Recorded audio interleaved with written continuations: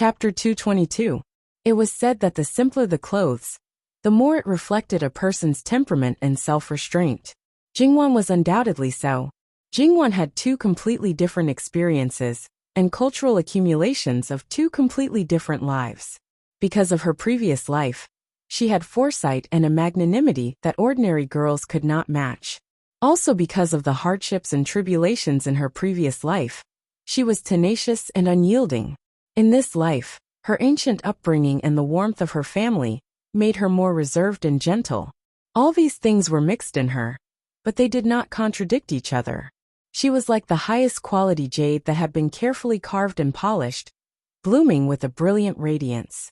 Jingwan stood in the center of the field with a calm face.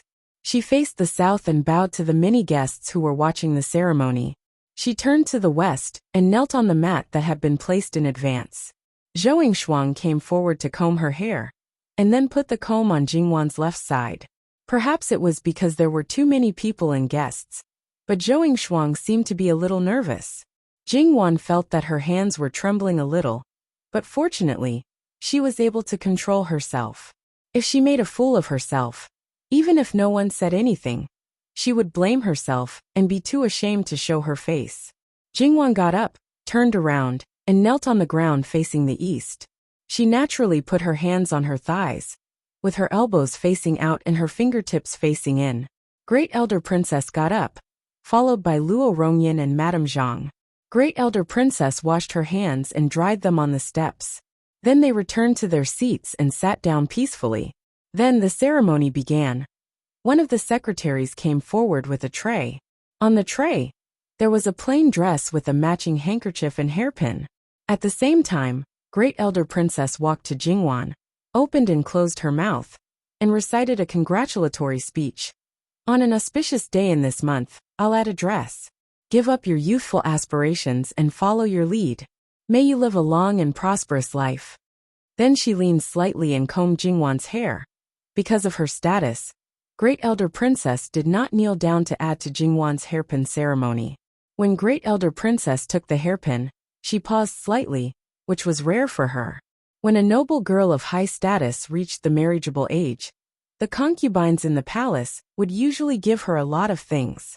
The hairpin, and hairpin were basically given by the Empress, and Jingwan was no exception. However, Great Elder Princess knew that the gifts given by the Empress were not good.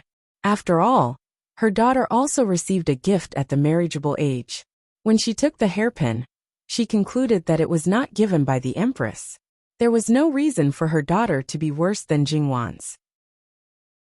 The Luo family was not frivolous, neither was her adopted daughter. No one would think that the Empress's gifts were not good, and dared to switch the gifts given by the Empress. Great Elder Princess acted as if she hadn't noticed anything, but her goddaughter probably didn't know anything. After that, she turned around and returned to her original spot. Zhou Shuang stepped forward and straightened Jingwan's hairpin symbolically. Jingwan stood up, bowed to Great Elder Princess, and then turned back to the east room. Zhou Shuang took the tray from the minister and followed Jingwan to the east room. There were only Nanny Gong and Jingwan's two maids here, so there were no outsiders. Jingwan shook Zhou Shuang's hand with a smile. Her palm was indeed a little sweaty. She opened her mouth slightly and said, "Well done."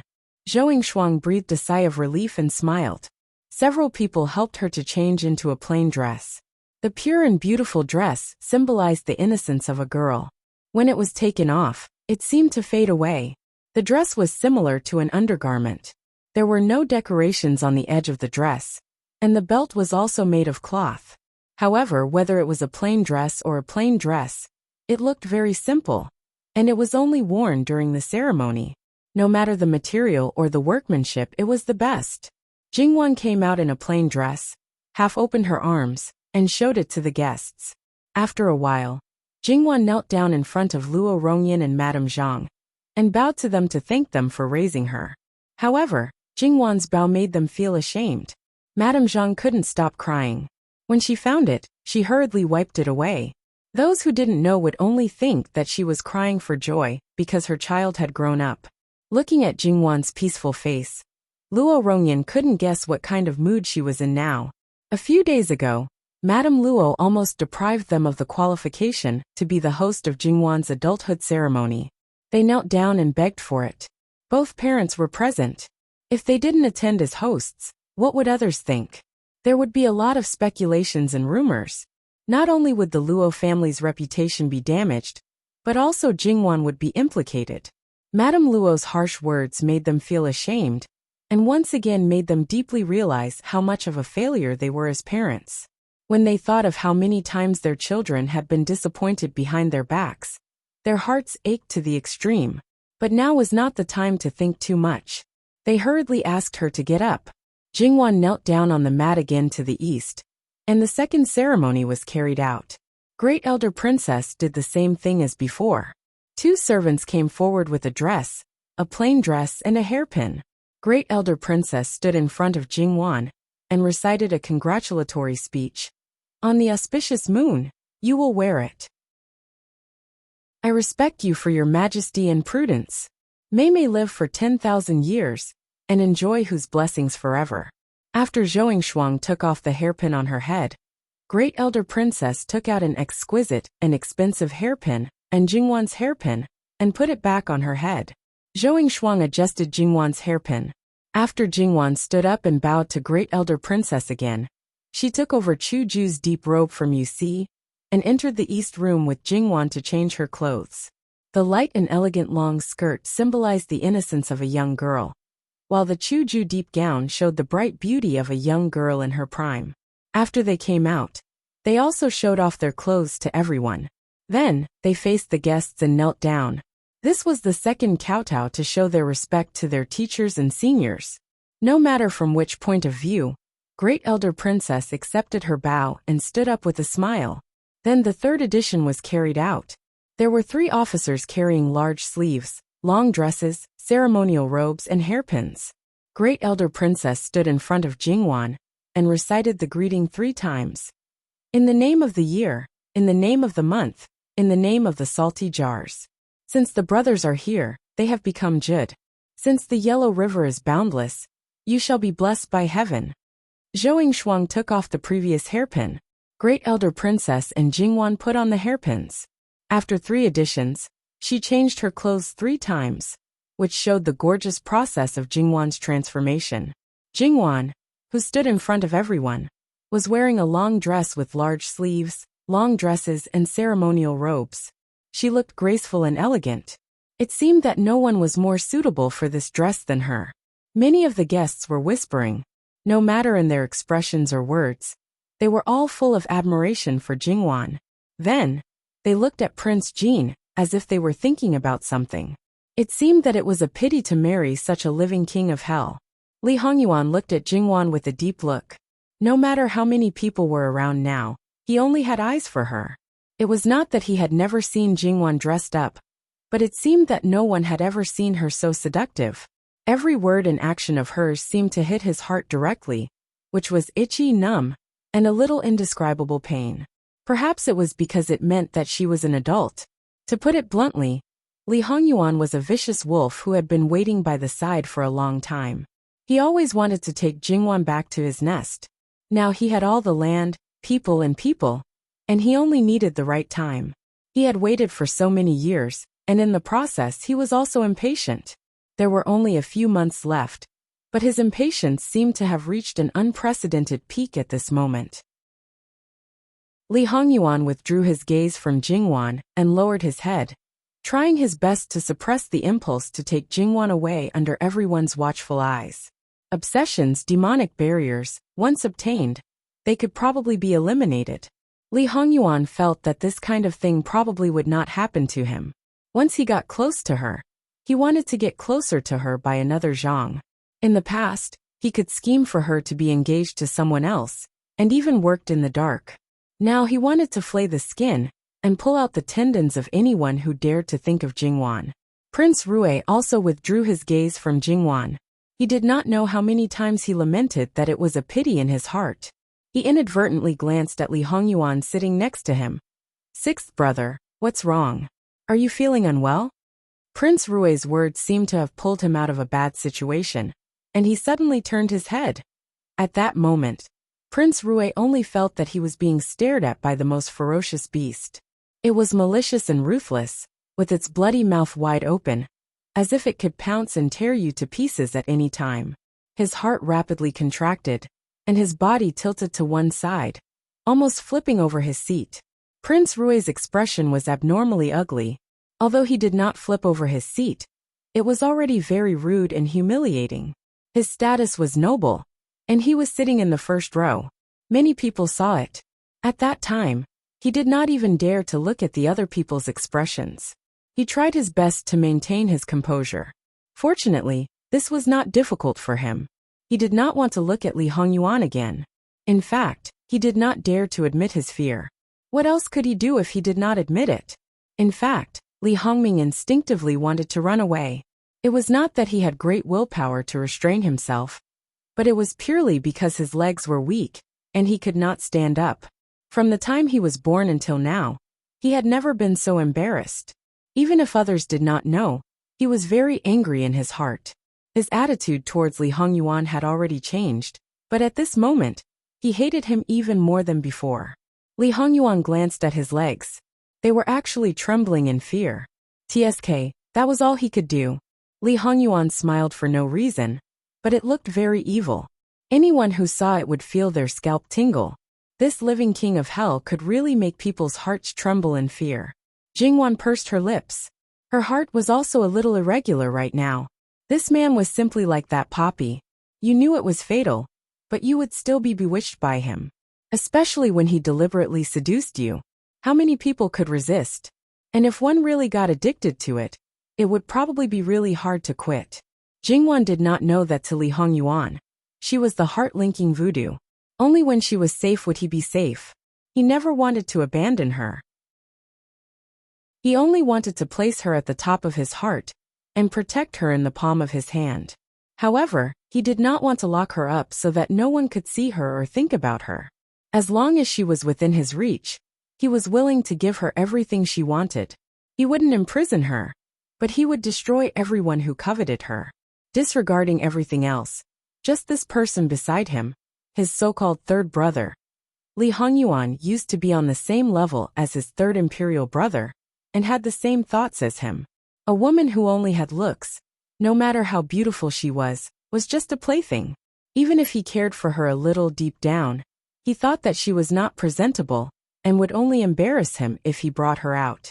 As for Jingwan, she had a good family background, and was the best of the best. She was the person who could give them face the most. Naturally, she was the one they wanted the most. Now this person was his eyeball, his heart, and his flesh. He couldn't tolerate having thoughts that he shouldn't have because he admired her. If he had evil thoughts because of selfish interests instead of her own heart, he deserved to die. Li Hongyuan's smile became more and more bewitching. Jingwan withdrew her gaze and thought, this scourge. The three officials removed the furnishings for the coming-of-age ceremony and set up a wine banquet on the west steps. Great Elder Princess motioned Jingwan to take a seat. Jingwan stood on the west side of the table, facing the south. When Zhou Shuang served the wine, Jingwan turned to face the north. Great Elder Princess took the wine from Zhou Shuang's hand, walked to Jingwan, and then recited a toast. The sweet wine is thick, and I recommend it to your fragrance. Worship the place where you are sacrificed to determine your good fortune. Don't forget the birthday examination in the sky-bearing empire. Jingwan bowed to Great Elder Princess and took the wine. Great Elder Princess saluted back. Then, Jingwan sat down on her knees and sprinkled some wine on the ground as a libation. She held the wine cup with both hands and touched her lips symbolically. Even so, she still tasted something. It was sweet, a bit like ordinary sweet wine.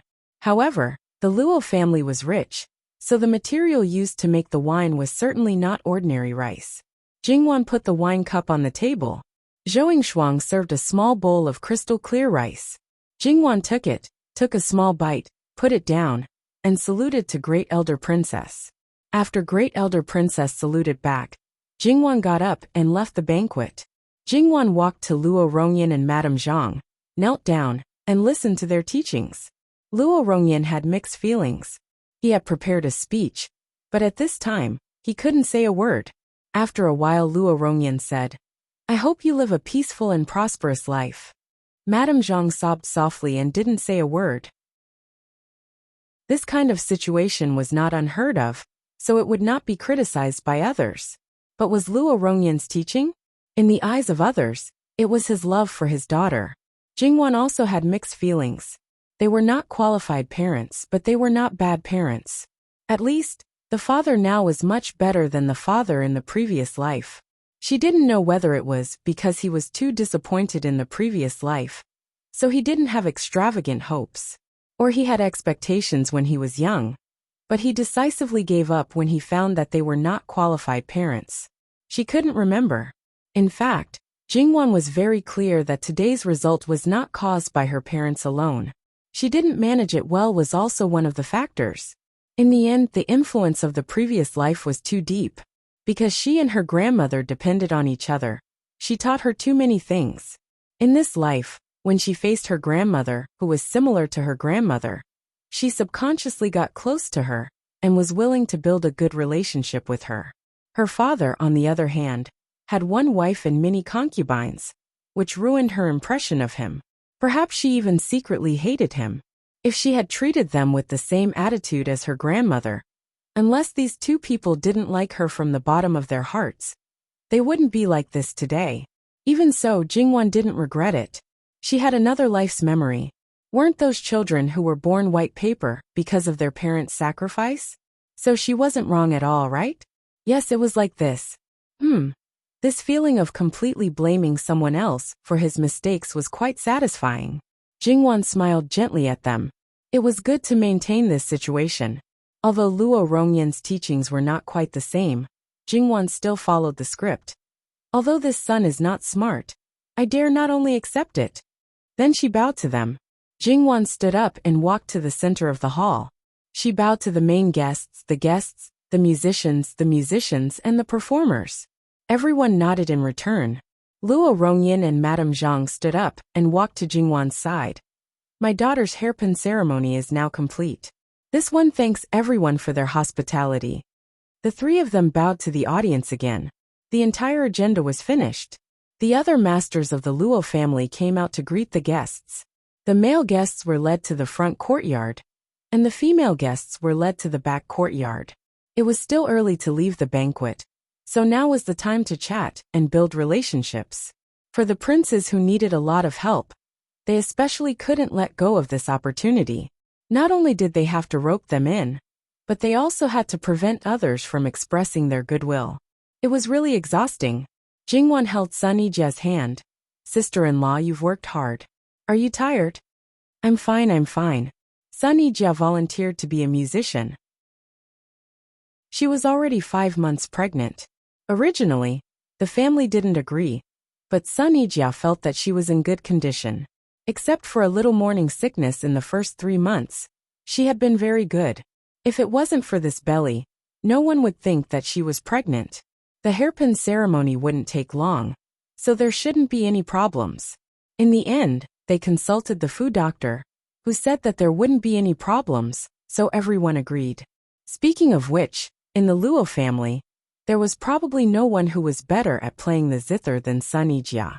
Sun Yijia also valued this child, so no one suspected that she was trying to be brave.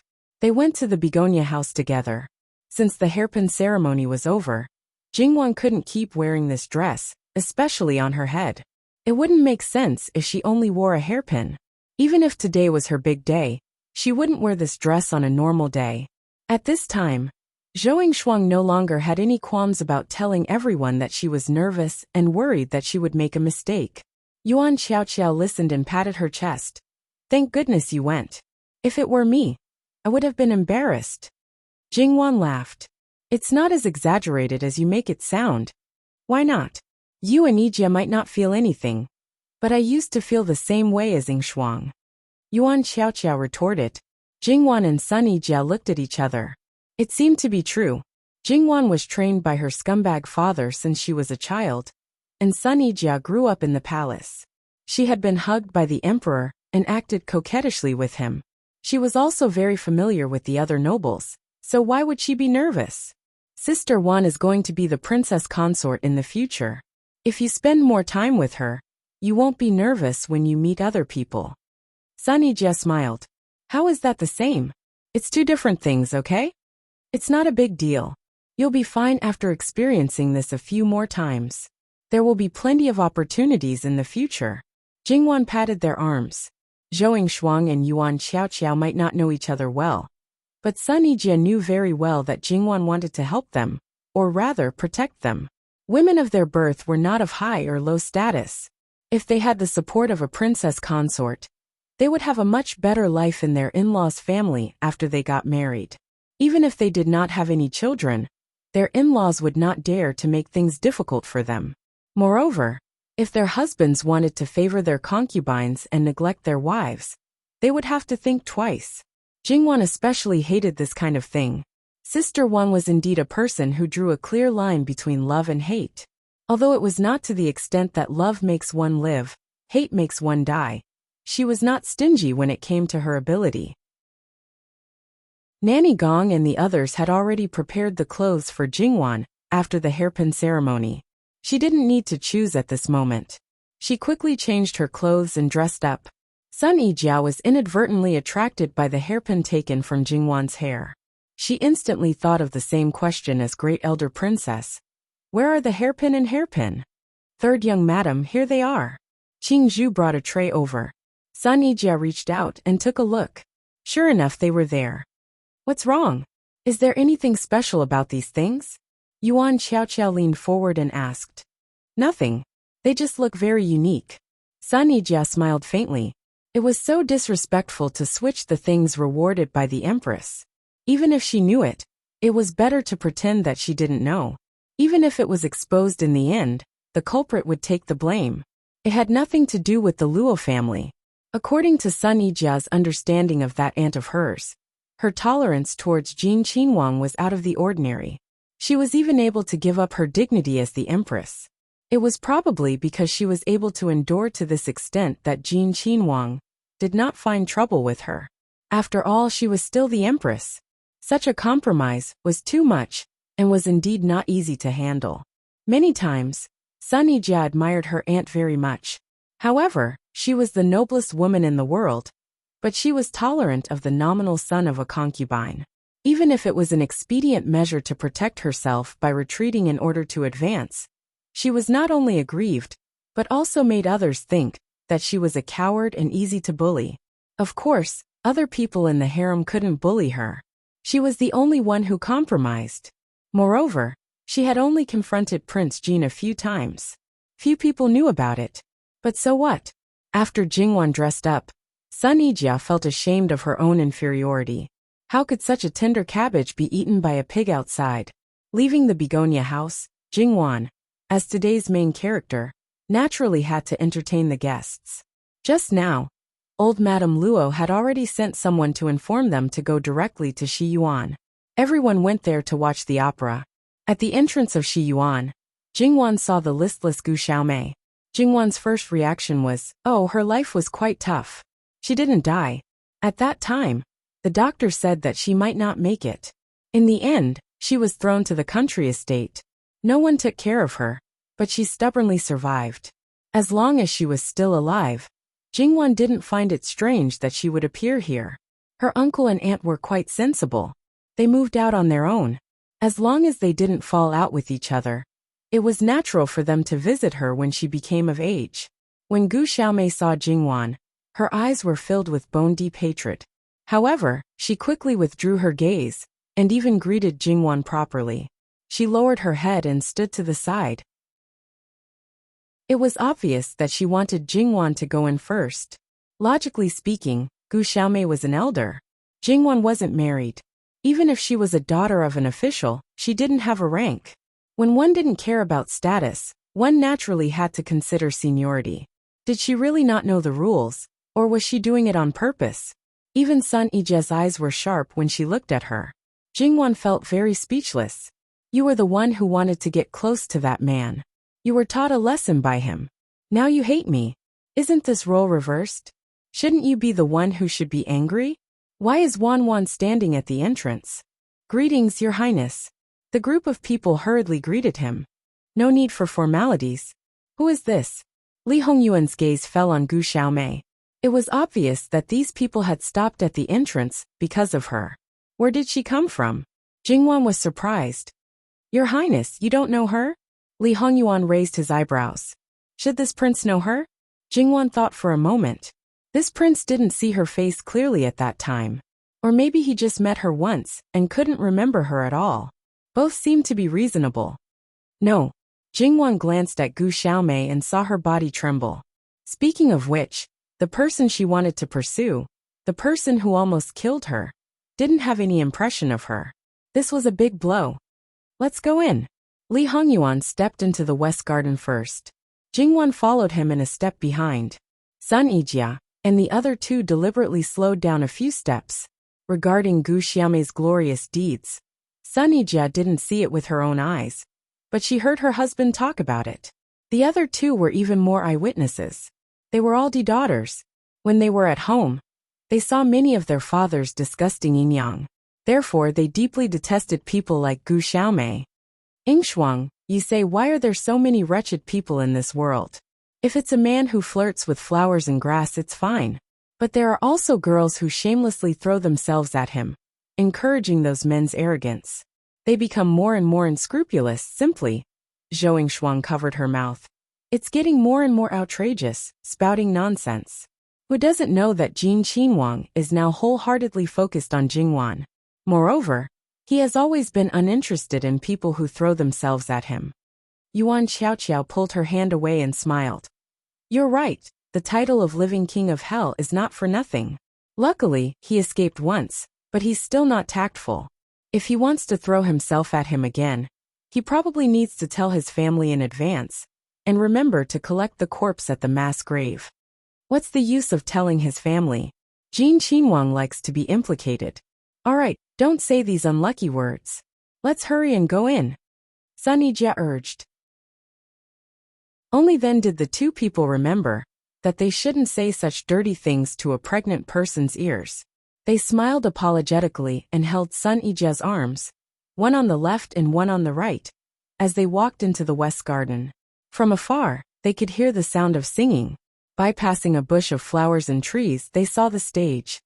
Jin Qinhuang was still talking with Jingwan, and didn't have the slightest intention of going to the male guest seats to sit and watch the play.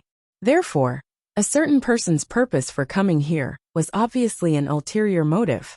Fortunately, although the two people were close, Jin Qinhuang still had a bit of a gentleman's demeanor, probably because a certain person's reputation was really too bad. Even if they were close, Jingwan was also coerced and was a victim. In the current situation where women had always been strict, unexpectedly, no one accused Jingwan of anything. When they saw it, they also turned a blind eye. Jingwan gradually became aware of this point. She faintly looked at Li Hongyuan. Wang Ye is doing this on purpose, right? Li Hongyuan looked at Jingwan rather puzzledly. What? Pretend? You can continue to pretend with all your might. Nothing. Li Hongyuan chuckled. He had subtly stepped on his father's bottom line step by step, so that his father absolutely indulged him now. He could also subtly step on everyone's cognition.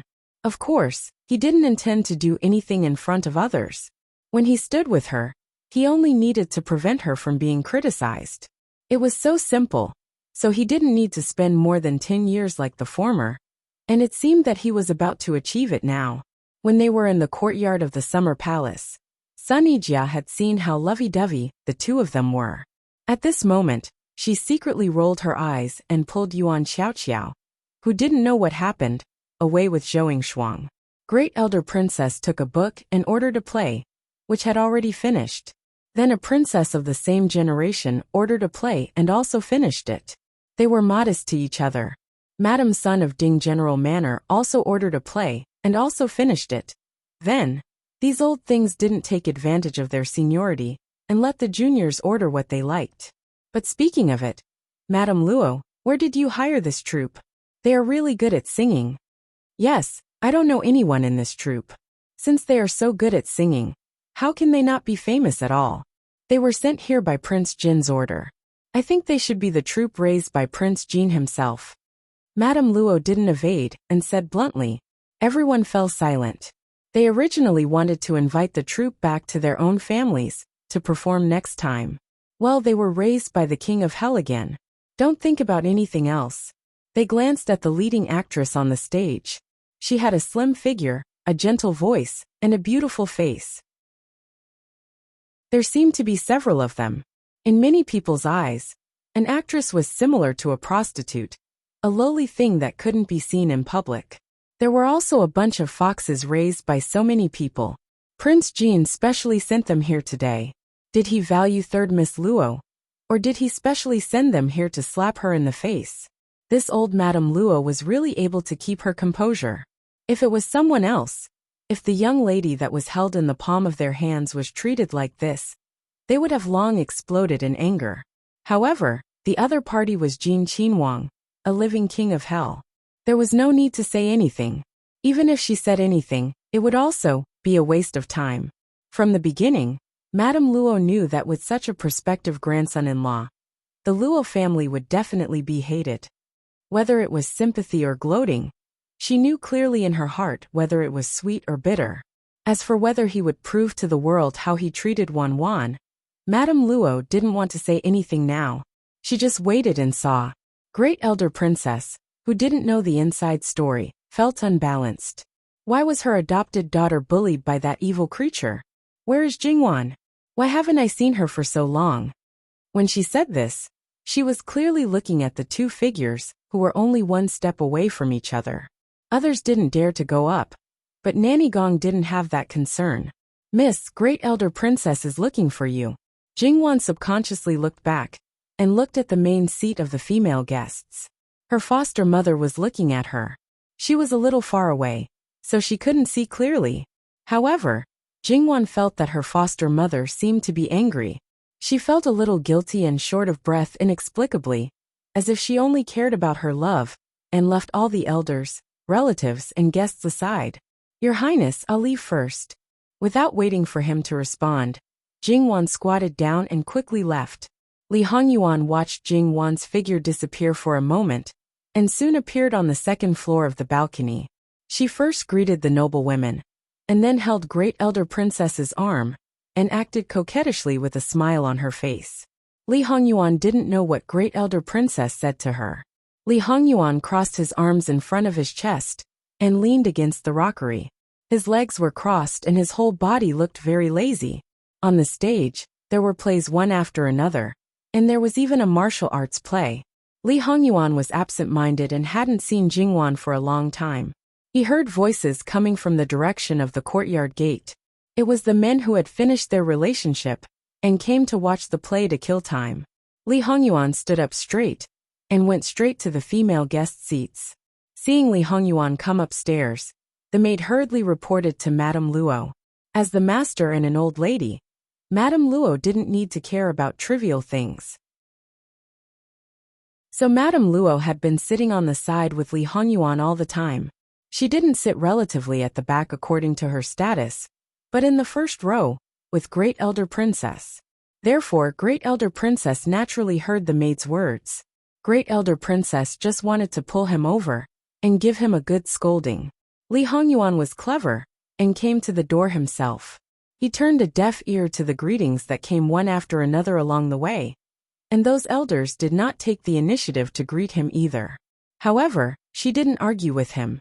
If she really let him take the initiative, she would be worried that her life would be shortened. He didn't care about others, but he still had to give face to his aunt. However, before he spoke, Great Elder Princess scolded him. Don't you know how to avoid arousing suspicion? Great Elder Princess had a good relationship with Lu Qingdi, so she would scold these nephews and nephews.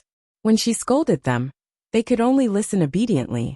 Li Hongyuan didn't feel much pain, and was not much different from his father. Li Hongyuan sat down next to her. I didn't do anything shameful. I just said a few words. Why should I avoid arousing suspicion? Jingwan is my fiancée. She is coming of age today, and tomorrow we can ask the Ministry of Rites to prepare for the marriage. Master Liaochen said that we are a match made in heaven. Is there anything wrong with this marriage that makes me avoid her other fiancé? There was a hint of coldness in his words. What nonsense are you talking about? Shut up. Great elder princess snapped. For the sake of this vile creature's marriage, her imperial brother was worried to death. If something really went wrong, even if she, as his younger sister, said something she shouldn't say, she was afraid that he would take his anger out on her. In this case, Jingwan is destined to be mine. Then, what's wrong with talking to her before the marriage to get familiar with her? I don't want to meet someone I know nothing about when I get married. Even if I, Li Hongyuan, want to do something disgraceful, I will do it openly. Jingwan immediately spat at him in her heart. Bastard, don't you have done a lot of things secretly? To be able to say such words without blushing or panting. His face was truly unparalleled in the world. Jingwan silently lowered her head and pretended to be shy. However, many people around him nodded in agreement. It seemed that this bastard had a lot of credibility. Am I talking about this? There are so many female guests here. There are so many unmarried girls. You are a man. Imperial aunt, Li Hongyuan interrupted her. In all honesty, I didn't even look at them. On the contrary, I don't know how many of them looked at me. If there's anyone avoiding me, it should be them avoiding Ben Wang. Great elder princess was at a loss for words. Get out of here. Go to the male guest area, or get out of the garden. Li Hongyuan got up and walked away slowly.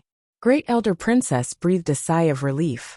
This evil girl had committed too many sins. She couldn't control him at all. As long as he didn't go too far, she'd better leave him alone. Otherwise, she would be angered to death. What she worried most was that other people would follow his example and use this excuse to have private affairs. It would be terrible if they broke the rules. However, it was hard to find another man who was as bold as him and wouldn't be beaten by the girls. Great elder princess patted Jingwan's head, who seemed to be too ashamed to show her face. Good girl, I'm sorry.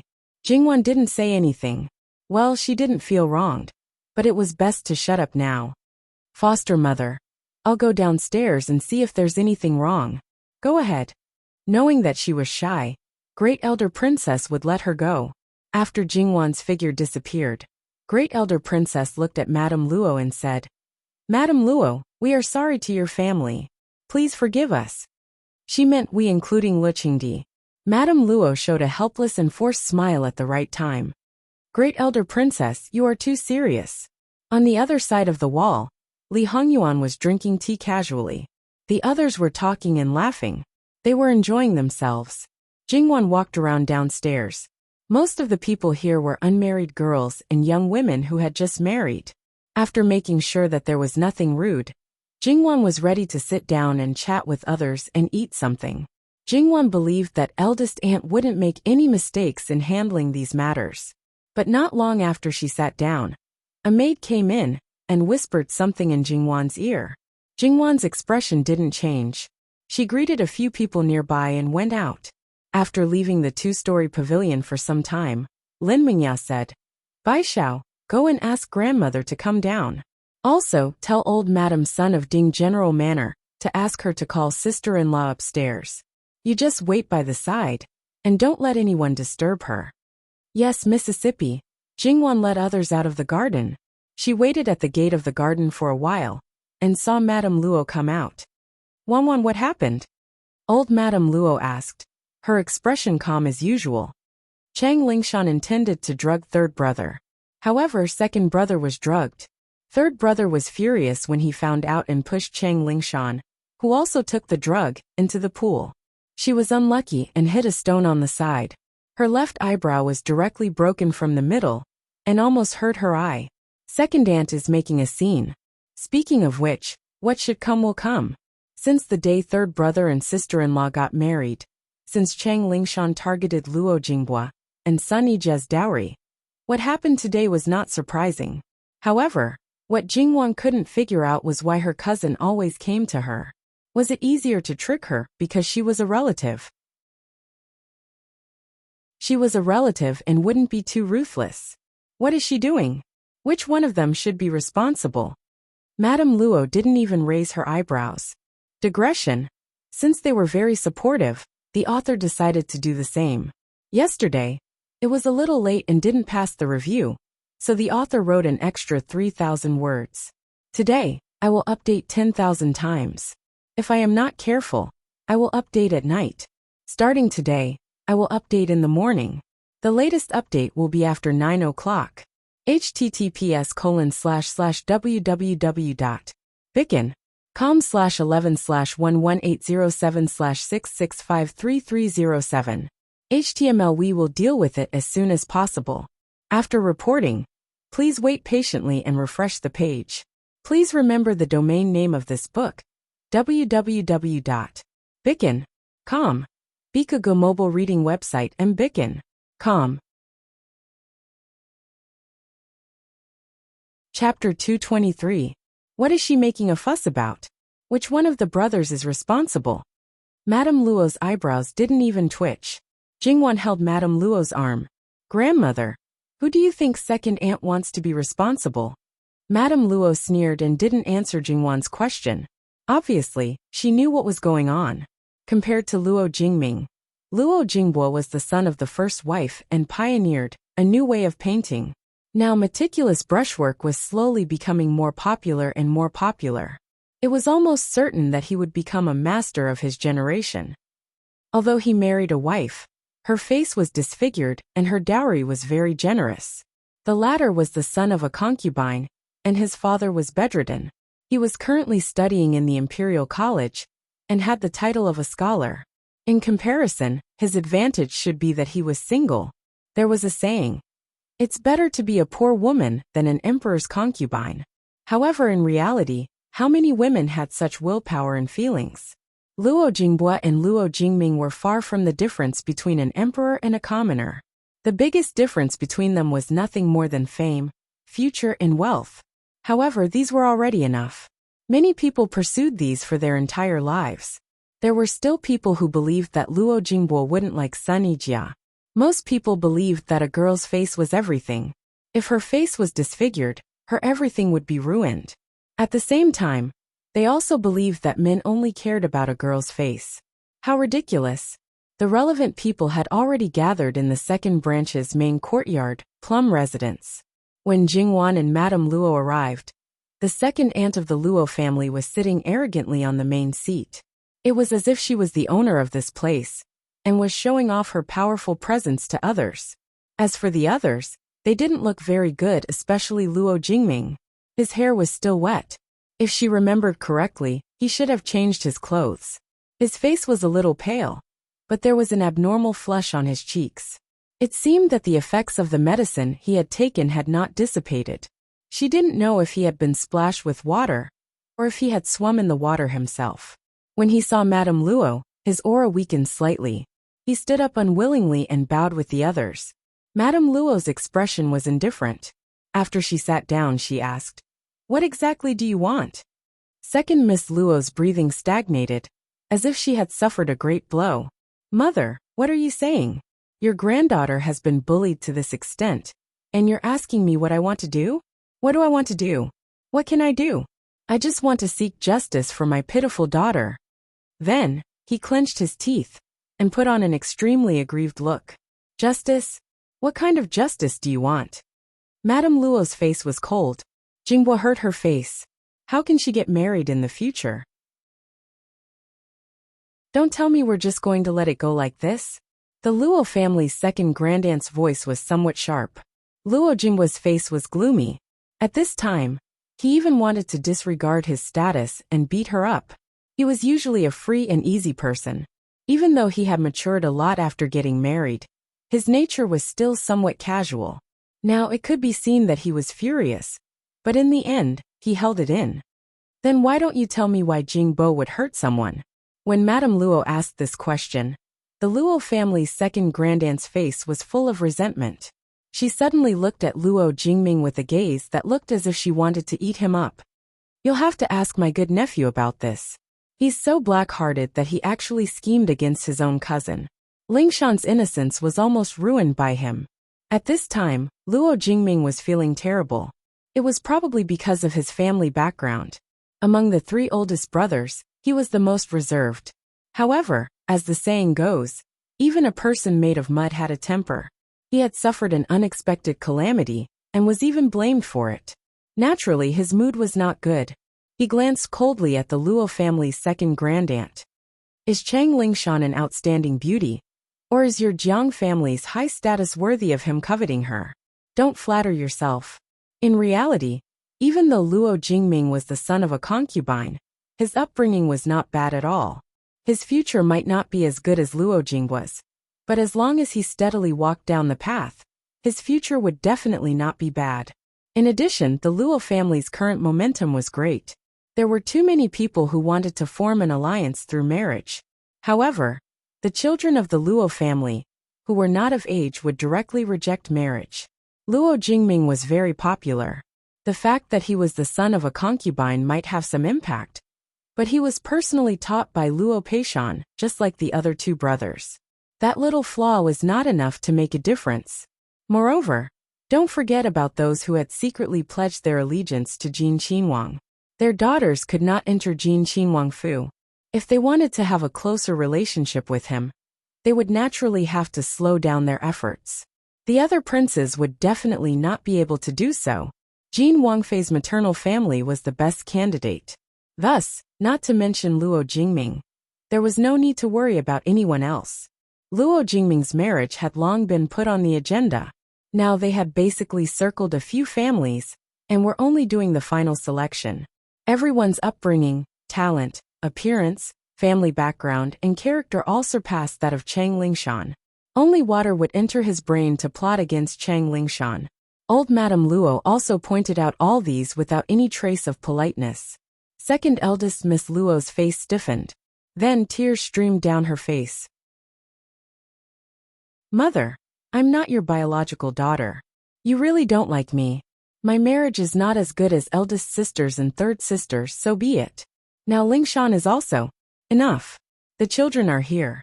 I don't want to peel off your face. Second eldest Miss Luo's lips trembled, but she didn't dare to say anything else. Jingwan felt that it was strange. Although this second aunt was born of a concubine, she was raised by her grandmother. Everyone said that she and her grandmother were no different from biological mother and daughter. When she was in Qian Prefecture, Jingwan had heard about it from her grandmother's servants. Indeed, she wasn't considered bad. However, Jingwan could roughly sense that she wasn't particularly good. At least she couldn't compare to her other two aunts. Jingwan believed in her grandmother's character.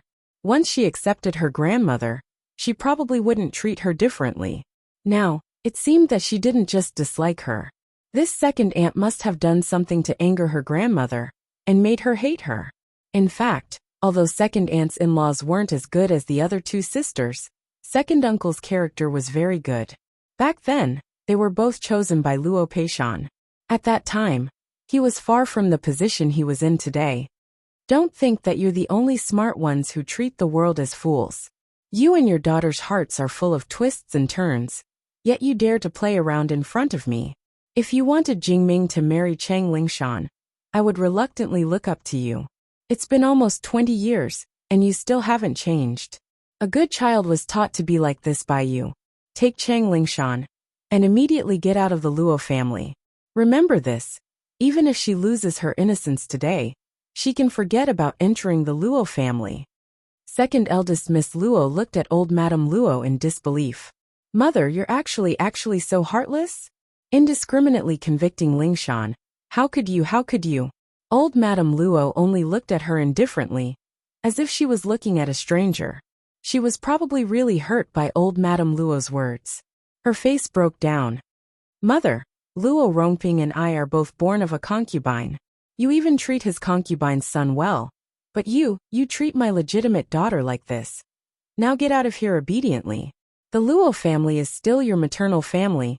Otherwise, second eldest Miss Luo's face was green and white, like a color palette. You're actually so heartless.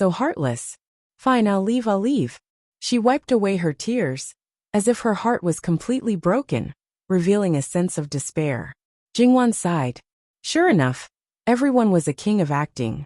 They were clearly afraid of grandmother's threat, afraid that they would really lose the Luo family. But they seemed to be sad and desperate because of grandmother's heartlessness. However, Jingwan looked at grandmother's eye with a little admiration. She was really domineering and mighty. Second eldest Miss Luo took the injured Chang Lingshan and left. Before leaving, she kept crying and making a fuss. In the end, she was directly slapped twice by her mother, scolding her for being a slut with a cheap life, and for not being reincarnated into a good family. She deserved to end up like this today. Everyone knew that she was scolding Chang Lingshan for everyone present to hear. However, old Madame Luo was completely indifferent, so she had no choice but to leave. No matter how resentful and unwilling she was in her heart, she had to bow her head in front of power. Chang Lingshan was also a little pitiful. A large part of his brow bone was bandaged, and the specific injury could not be seen. The area that was not covered was also red and swollen. As a result, there were 2 more palm prints on his face. However, this pitiful person must have something hateful. If she did not have any evil thoughts, this would not have happened. After sending them away, old Madame Luo stood up. There are still so many guests in the residence. Go do what you need to do. You 2 brothers should properly reflect on today's matter. Both of you are so stupid. After Jingwan and old Madame Luo left, the remaining few people were still a little stunned. Was it over just like that? Luo Jinghua and Luo Jingming looked at each other. Indeed, they had both made stupid mistakes today. Luo Jingming had been easily tricked, and Luo Jinghua was even more stupid. He did not have to involve himself at all. Other than letting Chang Lingshan get involved with him, it did not have any effect on the original matter at all. However, even if they were scolded for being stupid, they still admired their grandmother. She had resolved the matter so cleanly. They originally thought that it would be very troublesome, and they might really let a disgusting person into the family. Jingwan also had similar thoughts. She originally thought that it would be a tough battle, and wanted to see if she could help a little. She just watched a show for free. She even left her sister-in-law with her biological grandmother in advance, worried that it would affect her. In the end, all her worries were in vain. However, old Madame Luo's words and deeds also told us that relatives were not easy to trick. Relatives were not easy to be ruthless, but it was also easier to be ruthless. There were some things that outsiders might have some misgivings about, such as today's matter. If it was someone else, old Madame Luo probably would not have handled it so simply and crudely. What is Wan thinking about? The matter just now, the result was expected this process. Old Madame Luo laughed in spite of herself. Grandmother will tell you one thing today. When you can borrow power, don't be polite. When you can hold others, don't be soft-hearted. And even more so, don't be soft-hearted. Even if it was a former relative, when you want to control him, it already shows that he is not worth your effort. Therefore, there is no need to be polite. Jin Qinhuang is a good banner. Digression. https://www.bicken.com/11/1180/7/66533309. HTML chapter error. Click here to report. Registration is not required. We will deal with it as soon as possible. After reporting, please wait patiently and refresh the page. Please remember the domain name of this book. www.bicken.com mobile edition reading website, mbicken.com. Chapter 224. How did it become Jin Qinhuang in the blink of an eye? Well, Jingwan also admitted that Jin Qinhuang's banner was very useful. She should be very happy to use it for herself. Grandmother was right. When needed, it would be a waste not to use it. When they returned to Shiyuan, Sun Yijia sat next to her grandmother. She was a little restless, and frequently looked in the direction of the back stairs. The drama on the stage, let alone seriously watching, she was afraid that she didn't even listen to a single word. Seeing Jingwan and old Madame Luo appear, she stood up and walked over quickly. Grandmother, Wan Mimi. Old Madame Luo nodded and walked away. Jingwan also knew that she was anxious, so she simply whispered in her ear. Sun Yijia's eyes slightly widened, the corners of her mouth slightly hooked up. Grandmother is amazing. Jingwan smiled but didn't say anything. And she also thought so. The people here were all shrewd people. When old Madame Luo left, old Madame Sun sent someone to call Sun Yijia to her side. She sensed that something might have happened in the Luo family. But now that she was smiling so happily, it probably wasn't a big problem. After a glance, she no longer paid attention. Which family would be fine? In the entire capital, it wasn't like there weren't any families that were in turmoil every day. Jingwan helped Sunny Jia settle down and began to shuttle between the ladies with ease. One pulled her to say a few words, another pulled her to praise a few words. Although she could completely handle it, her face was stiff from smiling. It wasn't a smile of genuine joy. It wasn't just her face that was tired, it was also her heart. Jingwan felt that those people who were born with a smiling face would be a great weapon in this kind of situation. But that kind of person, in a sad situation, would be easily pointed out by everyone. So it was better not to be envious. Fortunately, when Jingwan felt that she couldn't hold on anymore, the banquet finally started. Similarly, many officials also came to the Luo family after leaving the yamen. After a round of toasting, although there were still a lot of things left on the table, especially the women's banquet in the back courtyard, it could be considered that the host and guests enjoyed themselves to the fullest. Except for a few small flaws, everything else could be said to be perfect. After the guests left one after another, Zhou Shuang, who was the guest of honor, and several other attendants helped to send the guests off. She also brought Yuan Xiaoqiao with her, intentionally or unintentionally. Of course, there was also her younger sister, Luo Jingyu, whom outsiders thought was completely beneath Jingwan's notice. Jingwan thought that Luo Jingyu's temperament was a little timid and dull, so she thought that after Sunny Jia married into the family, she would ask her, the eldest sister-in-law of the second branch, to help train her. Sunny Jia didn't spend much time with Luo Jingyu. Most of the time, Luo Jingyu was taught by Sunny Jia's nanny. When the marriage discussion started next year, she probably wouldn't have to worry about in-laws. Concubine Ji was grateful to Jingwan because she knew that Jingwan didn't like concubines, so she never took the initiative to get close to her. Usually, she helped Zhang Shi manage the second branch. Now she didn't want to have a son. She completely understood that as long as her two daughters weren't disliked by their sister, they wouldn't be bad in the future. Perhaps Third Miss didn't like the concubines' brothers and sisters, but she didn't like their status. She didn't have much dislike for them. As long as they didn't provoke her, she wouldn't do anything to them. When necessary, she would even help them. In order not to be a burden to her children, Concubine Ji became invisible in the Luo Rongyan. Concubine Ping, who gave birth to a son, had always followed Concubine Ji's lead in this aspect, and was invisible in the entire second branch. When Great Elder Princess was about to leave, Wang Zhuyao made a fuss and refused to go back. Great Elder Princess indulged her and asked Jingwan to play with her for 2 days. Wang Zhuyao wasn't the youngest in Great Elder Princess's mansion, but she was the senior. Moreover, because her mother didn't like her sister-in-law, even if there were children who were 1 or 2 years younger than her, they couldn't play with her. Sometimes Yu Yao was a little naughty. In fact, she didn't cause any harm, but she was regarded as a little devil by her nephews, nieces, and sisters-in-law. Yu Yao curled her lips. She didn't want to talk to them. Great Elder Princess looked at the girls in front of her kindly and said, "You are all good girls. If you have a chance, come to Great Elder Princess's mansion with Jingwan and play with her." Great Elder Princess loved Jingwan, and she was also supporting them in a disguised way. The girls were a little flattered and hurriedly thanked her. Great Elder Princess also gave Jingwan a few words of advice. In the end, only the relatives and friends of the Luo family were left. Even old Madame Sun didn't stay for long. Today, she was the only one who came to the Luo family. The others in Ding General Manor were directly forbidden by her.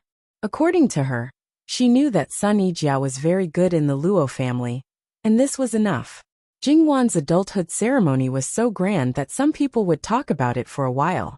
Among other things, as soon as Prince Rui and his wife returned to the prince's mansion, they were told by the servants that concubine Ying had a stomachache again. Princess Rui glanced at Prince Rui. Seeing that he didn't change his expression, she didn't say anything. Prince Rui didn't want to talk to her at first, but he seemed to think of something and asked, "Is she only a little younger than the third Miss Luo?" It seems to be only a day younger, said Princess Rue. A day. Only a day. They were born under the same roof, have the same surname, and eat the same food. But one of them is in the sky, the moon surrounded by stars, while the other is in the ground, deserted by all. Prince Rue seemed to be talking to himself. Obviously, the bigger the gap between Luo Jingying and Jingwan, the more unwilling he was in his heart. She doesn't know that today is her third sister's adulthood ceremony. Send someone to tell her, and let her be happy for her third sister. Happy? It was more like he would go crazy. No matter what, she's still pregnant. No matter what, it's still your child. Is your heart so heartless? Aren't you afraid that if you do this too many times, there won't be any more children in this family? Your Highness is right. I will ask someone to talk to concubine Ing. She must be regretful that she didn't see it with her own eyes. Telling her in detail may give her some comfort. Yes, this was what he was most satisfied with about Princess Rue. She could always think of his thoughts and be of one mind with him. No matter how gentle and polite Li Hongming was to others, he wasn't a broad-minded person. Otherwise, he wouldn't have done this kind of thing. This was simply a method of jealousy in the inner house. You are a man who wants to control the world. Doing this kind of thing is really a bit despicable. However, Princess Rue didn't show it at all. She could roughly guess Li Hongming's mentality. Seeing how outstanding Luo Jingying was, compared to concubine Ing, he probably felt that he was cheated. Maybe he even thought that if it wasn't for Luo Jingying seducing him, it might be a different scene today. At the very least, he would lose his virginity before marriage. No matter what, he could still take her as a concubine and control the Luo family more than now. But he didn't think about it. If he didn't take the girl's body and Luo Jingshu was determined not to have anything to do with him, would she let her granddaughter be his concubine? The most innocent was still the child. Its mother was regarded as lowly and unscrupulous by its shameless father. And such a father didn't care about its existence. To be reincarnated into such a child, it probably had 8 lifetimes of bad luck. There were many capable people by Princess Rue's side. She casually ordered one of her mamas. However, this nanny had a grudge against Luo Jingying. When Luo Jingying was favored, Luo Jingying had ruthlessly humiliated her. She had always been proud of herself in front of the princess consort. Humiliating Luo Jingying was akin to killing one's mother and stealing one's child. So she bore a grudge against Luo Jingying. During this period of time, she had secretly made trouble for Luo Jingying. However, Luo Jingying relied on the piece of meat in her belly and did not suffer too much. Now, she had an opportunity to openly humiliate Luo Jingying. She found someone who was eloquent and sarcastic.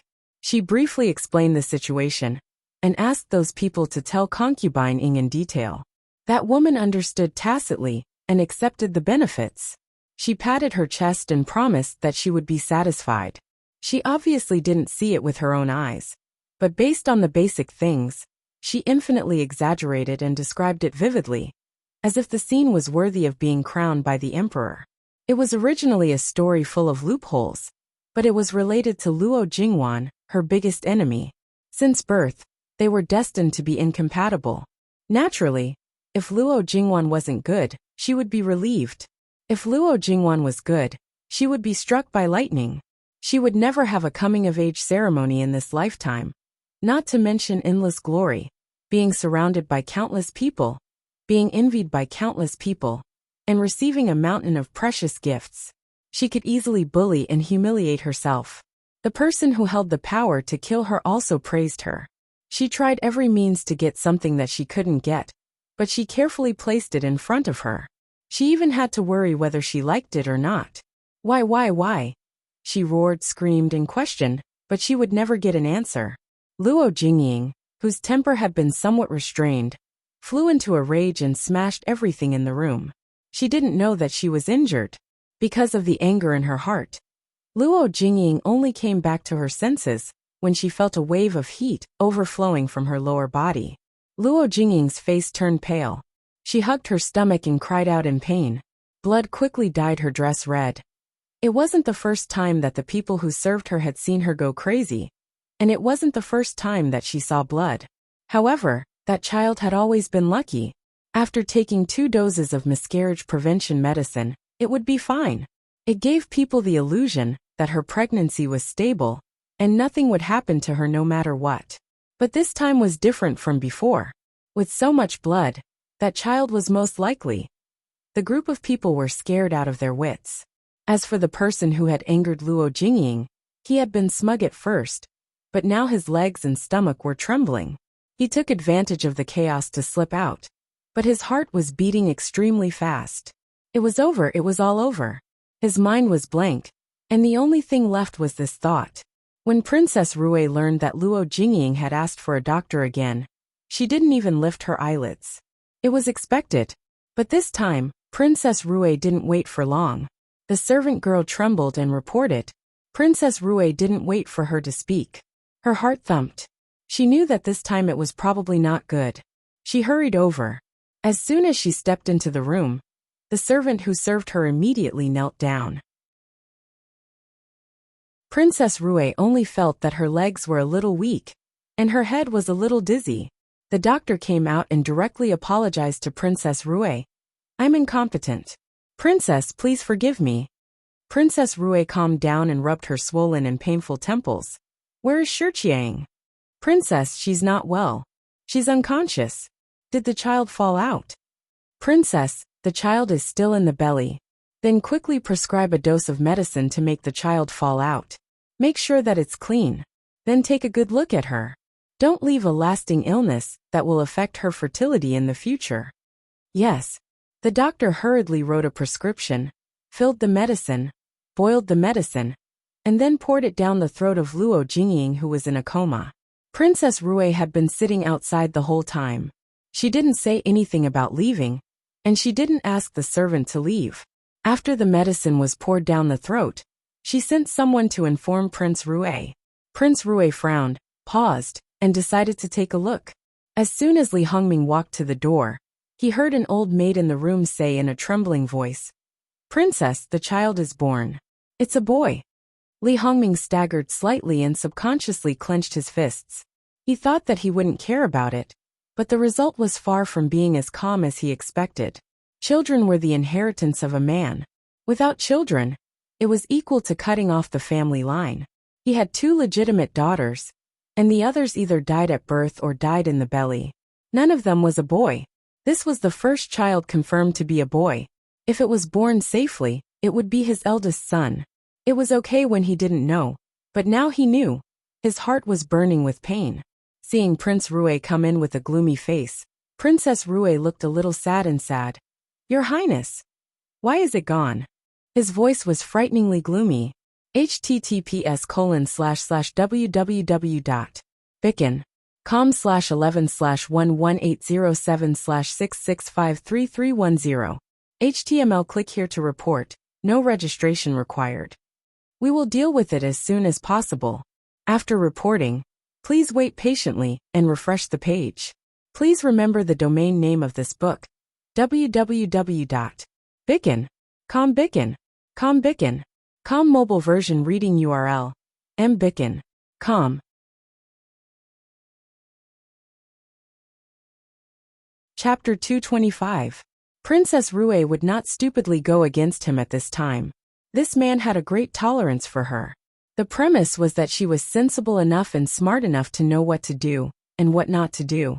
If she crossed the line, she would not have a good ending. Prince Rui glanced at Princess Lu and directly grabbed a servant girl. The servant girl stammered and did not make it clear. As a result, Li Hongming directly ordered people to drag her out and beat her to death. Then the second servant girl was followed. The servant girl was afraid that she would end up like the first one, so she hurriedly spilled the beans. Li Hongming had realized that he was the cause. His face was so ugly that it was indescribable. But would he admit it? Absolutely not. He just asked people to tell Luo Jingying. That was all. Li Hongming glanced at Princess Lu sharply. Princess Lu twitched the corner of her mouth stiffly and said nothing. Li Hongming did not scold Princess Lu in the end. He just let it go. It was hard to get rid of the depression in his heart.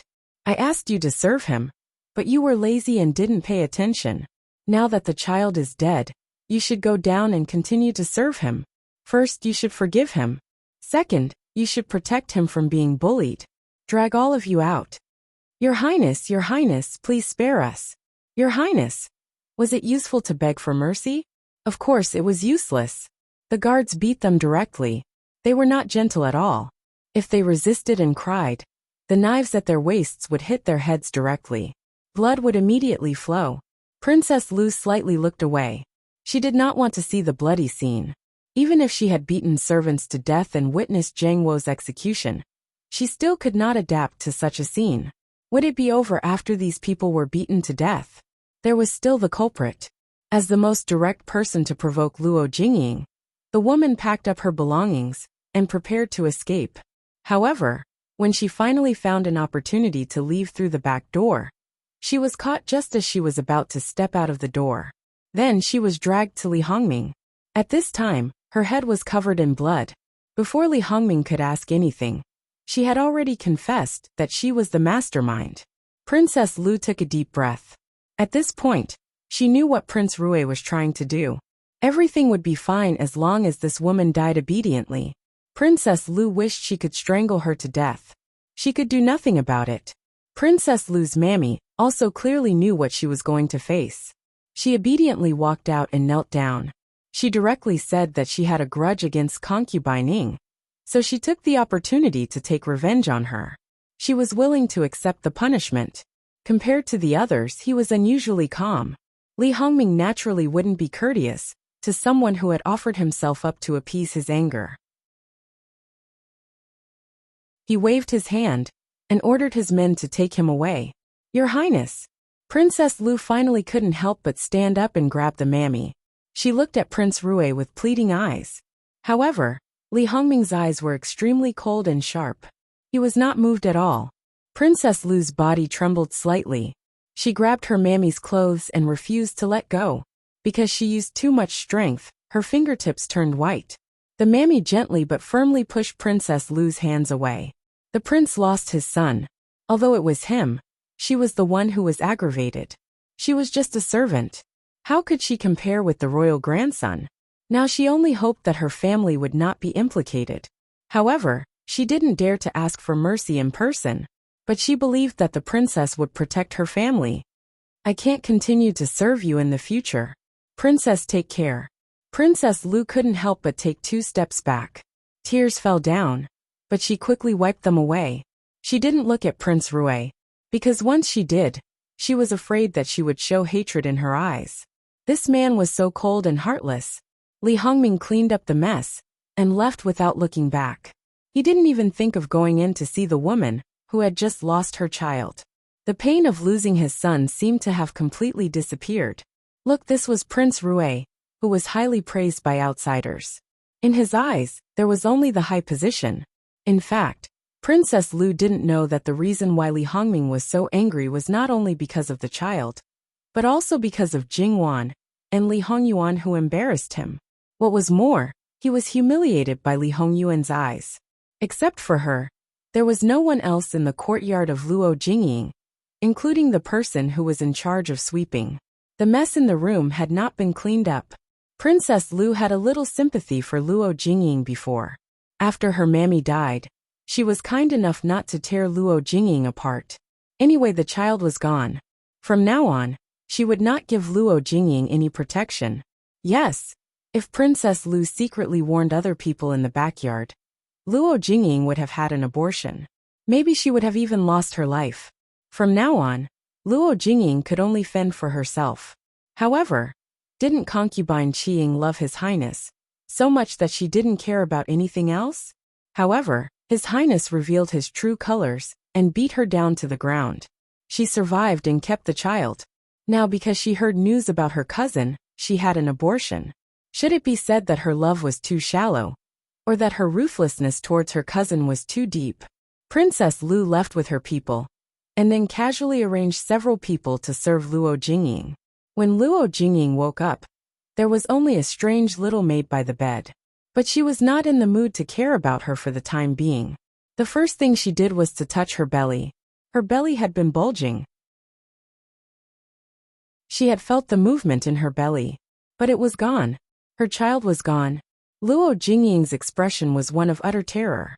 From the moment she found out about the existence of the child, she didn't feel anything special. She only thought of it as a bargaining chip that could tie that man down and help her advance in her career. Later, she even thought of getting rid of the child because of Luo Jingwan's words. However, when she saw Prince Rui's heartlessness and hypocrisy, it could be said that she had nothing but the child in her womb. As the child grew up little by little and moved in her womb for the first time, she truly felt a different kind of emotion. It was indescribable, but her heart was filled with warmth, and she felt a sense of anticipation that she had never felt before. Now it was gone. Luo Jingying went crazy again. Regardless of her health, she broke the things that had just been put on the bed. The little maid originally wanted to stop her, but Luo Jingying was too scary in her eyes. She could only shrink in the corner for fear of hurting herself. The little maid, who had not been trained, did not have the consciousness of protecting her master loyally. There were several people outside, but they were obviously experienced. Hearing the noise in the room, they just stuck their heads out to take a look. Then they continued to eat melon seeds and chat leisurely. Their words were full of disdain for Luo Jingying. Princess Lu had no intention of suppressing everything that happened in this courtyard before. Therefore, the whole prince's mansion knew what should and should not know. This was also Princess Lu's clear attitude and position. Luo Jingying had lost her last trump card. She had no connections in the backyard of Prince Rui's mansion. No help, no help. She could only be trampled on. Many people were ready to have fun and watch a joke. Luo Jingying was in a bad physical condition now. Before she finished smashing, she felt dizzy and fell to the ground. There was little blood under her body again. The little maid who shrank in the corner came out cautiously. Concubining. The little maid was just about to help her up when the people outside came in. A woman who looked a little mean hit the little maid with a broom. Hurry up and clean up the room. But what? Hurry up and clean up. She hit the little maid twice again. The little maid was scared. She did not care about Luo Jingying anymore. These people were so fierce. The adult woman squatted down and looked at Luo Jingying with a smile. Concubining, you'd better take it easy if you want to smash things. The princess has said that if you smash things there will be no more. You will have to wait until next month to get the quota. Today is only the 6th day of the new year. Luo Jingying might be a little stupid sometimes, but she was definitely smart now. She was very clear about her current situation. All the people who used to serve her were gone. They were either dead or sent to other places. She was completely alone. No, maybe she was alone from the beginning. There was no place for her in this prince's mansion. Concubining, go back to bed. Luo Jingying said lightly. Oh, concubining, are you still putting on airs? The woman was very disdainful. She even patted her face humiliatingly. Luo Jingying was not hysterical now. She was indifferent as if there was nothing. I'm the aunt of the Minister of Personnel. The woman seemed to have heard the funniest joke in the world. Who in the prince's mansion doesn't know that you have a bad relationship with the Luo family? So what? My surname is Luo. As long as my surname is Luo, you lowly servants can't touch a single strand of my hair. I'm estranged from the Luo family. They don't want me, but they don't want the Luo family's face. You humiliate me, so to a certain extent, you humiliate the Luo family. Anyway, I have nothing now. Those who are barefooted are not afraid of those who wear shoes. I'll just hang myself. I want to see how the prince will explain it to the Luo family. Even if I die, there will be a group of people coming down to accompany me. Luo Jingying laughed sinisterly. It had to be said that Luo Jingying really stunned them. Yes, she had nothing, but her surname was a great weapon. The Luo family was now at the peak of their power. If one day they suddenly remembered that there was such an aunt, they would definitely be pushed out to apologize to the Luo family. Help me to the bed. Don't make me say the same thing a third time. The woman suppressed her anger and helped Luo Jingying up. She rudely put her on the bed. Give me the medicine. Luo Jingying was still arrogant and bossy, without the slightest trace of politeness. She had already come to this point. She couldn't be treated well, just because she showed weakness. Since that was the case, why should she feel wronged? She could live freely for one day. Then, The other concubines who came to see her make a fool of herself saw such a scene after entering the door. She should have been a person with a lot of negative emotions, but she looked quite leisurely. The new servant was ordered around by her with a sullen face. It was not what they expected. Digression. https://www.bicken.com/11/11807/6653312. HTML. We will deal with it as soon as possible. After reporting, please wait patiently and refresh the page. Please remember the domain name of this book, www.bicken.com. Bicken.com Mobile Edition.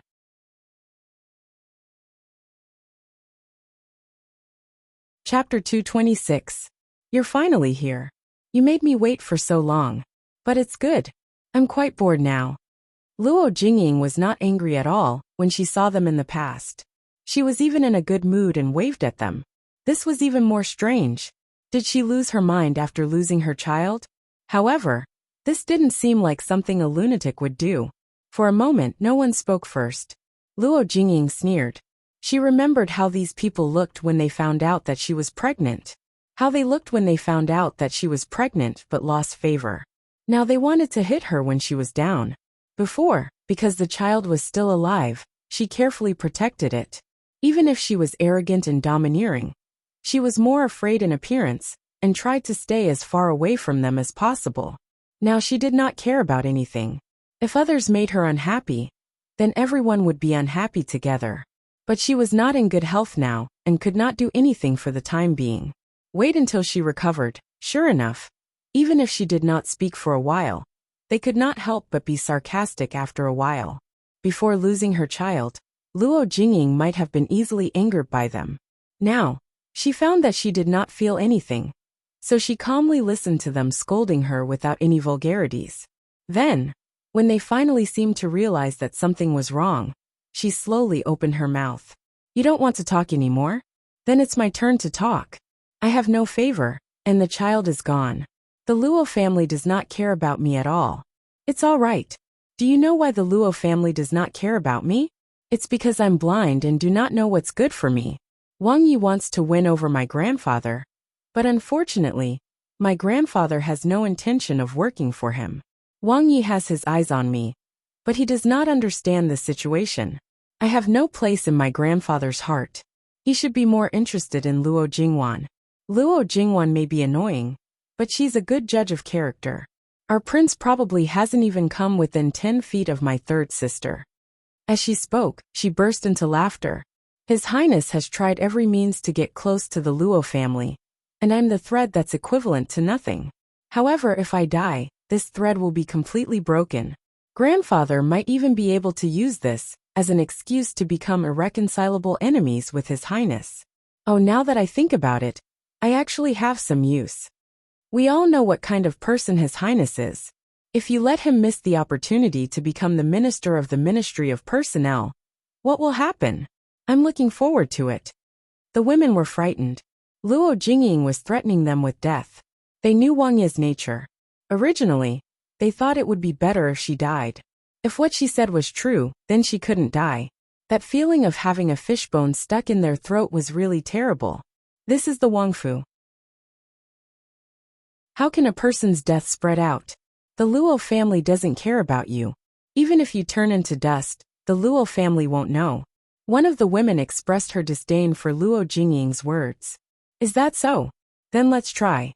Let's see if my mother will suddenly remember me. The women were speechless. A mother wouldn't forget her own child so easily. Until now, she didn't care about her child. They were afraid that she was being suppressed by her parents-in-law. But who could guarantee that there wouldn't be a day when she would loosen up?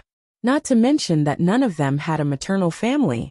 Even if they had a maternal family, they definitely wouldn't be able to contend against the Minister of the Ministry of Personnel. Seeing them leave dejectedly, Luo Jingying laughed heartily. Her laughter was very carefree, but to their ears, it was very ear-piercing. Does she really dare to seek death?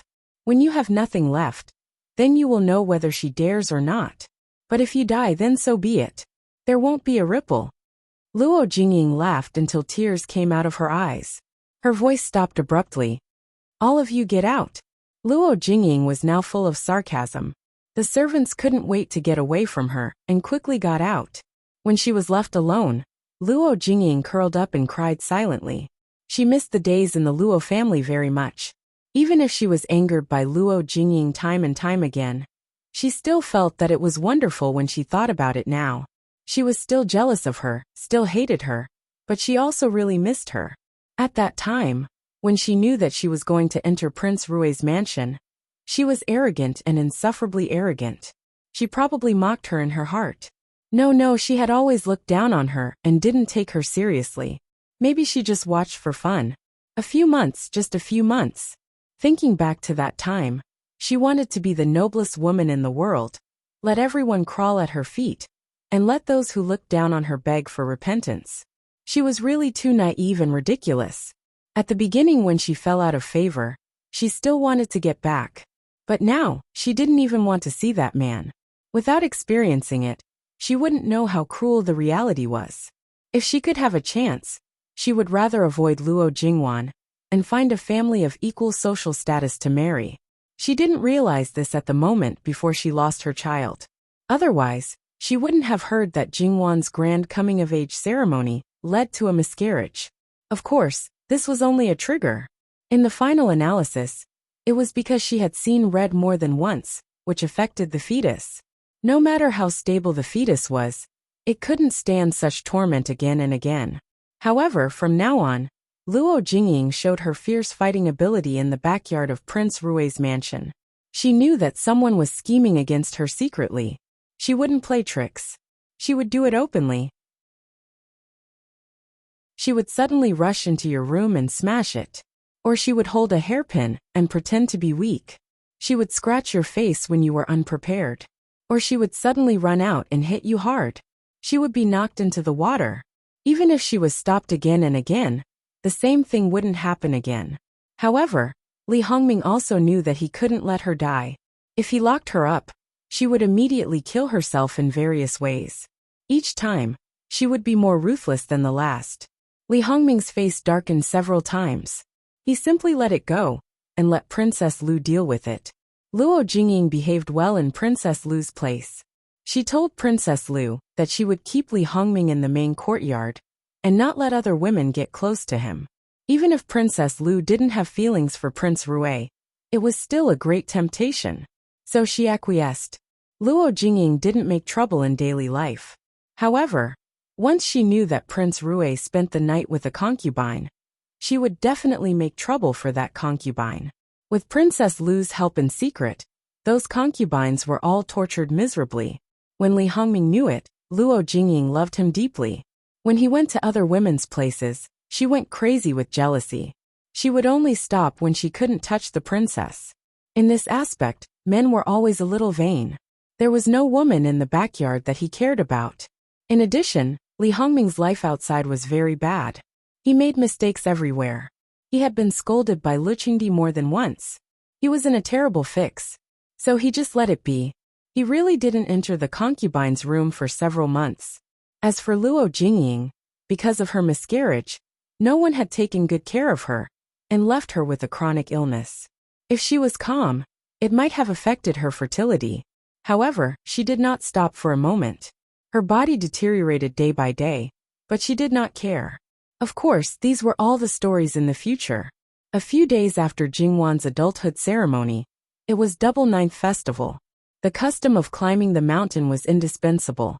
Li Hongyuan went to the Luo family's house to pick her up on that day unscrupulously. A few days ago, Madame Luo had been angered by him once. So, she let her go impatiently. Jingwan was taken to an uninhabited place by him and bullied again. Then, in a good mood, he took Jingwan to join the rest of the climbing team. They had a good time.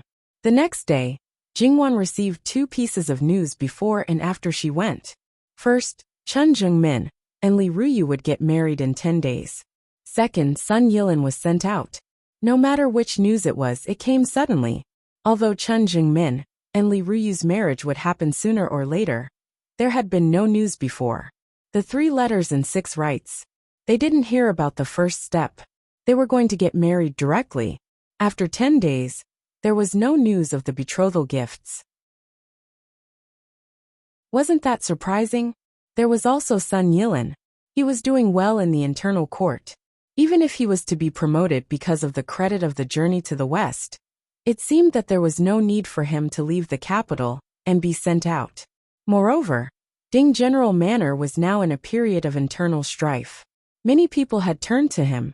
If he just patted his butt and left, how could those people endure it? https://www.bicon.com/11/11807/6653315. HTML. We will deal with it as soon as possible. After reporting, please wait patiently and refresh the page. Please remember the domain name of this book: www.bicon.com. Bikaga mobile version reading website and bicon.com.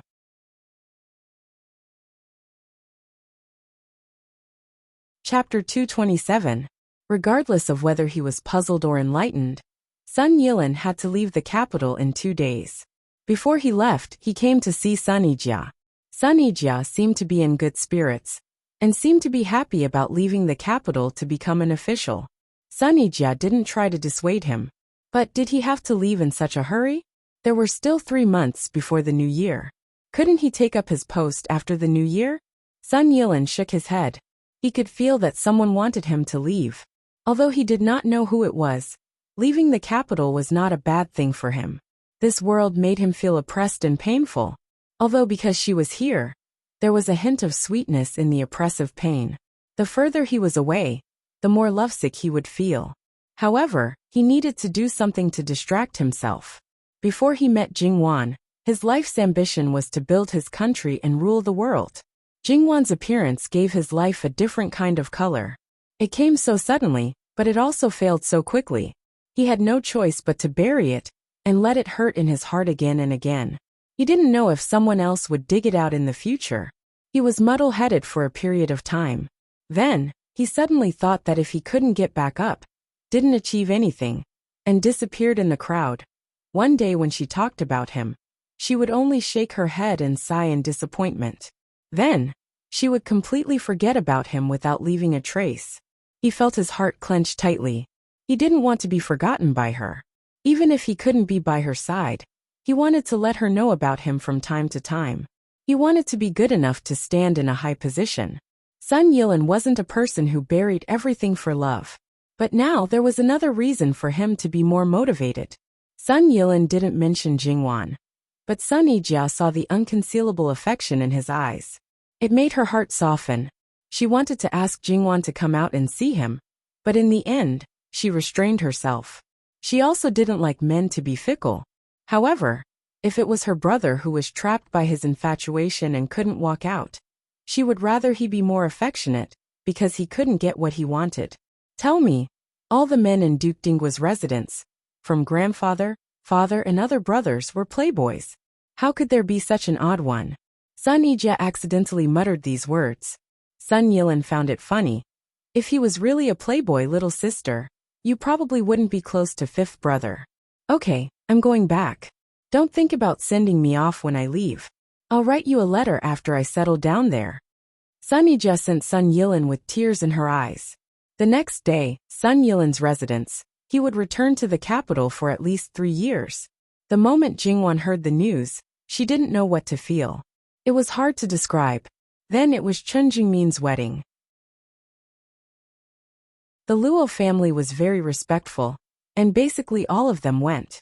However, no one went to Xianfang. Moreover, he was helping Luo Jingbui get married. This time, he didn't ask the Luo brothers to help. To be precise, except for the necessary people, he was the only one in the wedding procession. The wedding procession looked very shabby. Their branch might not be rich, but it wasn't to this extent. They were clearly showing their displeasure. Jingwan was silent. She didn't know what to say, or perhaps she shouldn't say anything. Wedding banquet, because it was truly a happy occasion. The atmosphere would be lively. Most of the people who came to the Chen family knew what was going on, especially the Chen family members themselves. They all had a straight face, not a single smile on their faces. It was better not to attend such a wedding. The wedding procession came back much earlier than expected. Prince Cheng's mansion. No, it seemed to be Duke Cheng's mansion now, was much smaller than the original mansion, so there was probably no one to block the door. If the groom decided to quit, it would be really embarrassing. Although Duke Cheng's mansion had a strong background, the fact that the wedding had been delayed until today was very clear. For example, if Emperor Li Cheng did not do anything, the Empress did not do anything, and Duke Ding's mansion did not do anything, it was just an empty shell with the name of Duke Cheng's mansion in name. When the bride came in, everyone found that she seemed to be swaying even when walking. The groom, Chen Jingmin, was expressionless. He held the end of the red silk and walked in front, completely ignoring the bride. Jingwan looked at Li Ruyu, who was covered with a veil, and frowned. She was so thin that her waist could be controlled with 2 hands. There was no news about her in the past few months. She guessed that she was living a bad life. She thought about the first time she saw her. She was also dressed in red, rude and arrogant, and her whip was fierce. Now forget it. Jingwan felt that she had no right to interfere in other people's business.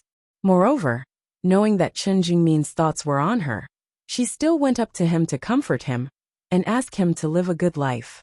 That was actually a very cruel thing to do. In the current situation, it was also very inappropriate behavior. The best thing to do was to stay far away and have nothing to do with each other. The next day, Jingwan heard that Chen Jingmin's wedding procession was similar to what she had expected. It was said that there were not many people from Duke Cheng's mansion. Even Ding General Manor only sent people to send gifts in a normal way. For the wedding banquet, there would be no one at all dressed up. In addition, his son-in-law was not respectful at all and did a perfunctory job of keeping up appearances. Duke Cheng was so angry that his veins were bulging. He really wanted to beat Chen Jingmin up. Unfortunately, Chen Jingmin was very straightforward and even wanted Duke Cheng to beat him up. He turned around and left. There was no need to pick him up. His wife was in tears and finally managed to persuade him to stay. When Chen Jingmin's temper became stubborn, it was also very troublesome. The days that followed were neither salty nor dull. Occasionally, she would attend the chrysanthemum banquets of various families.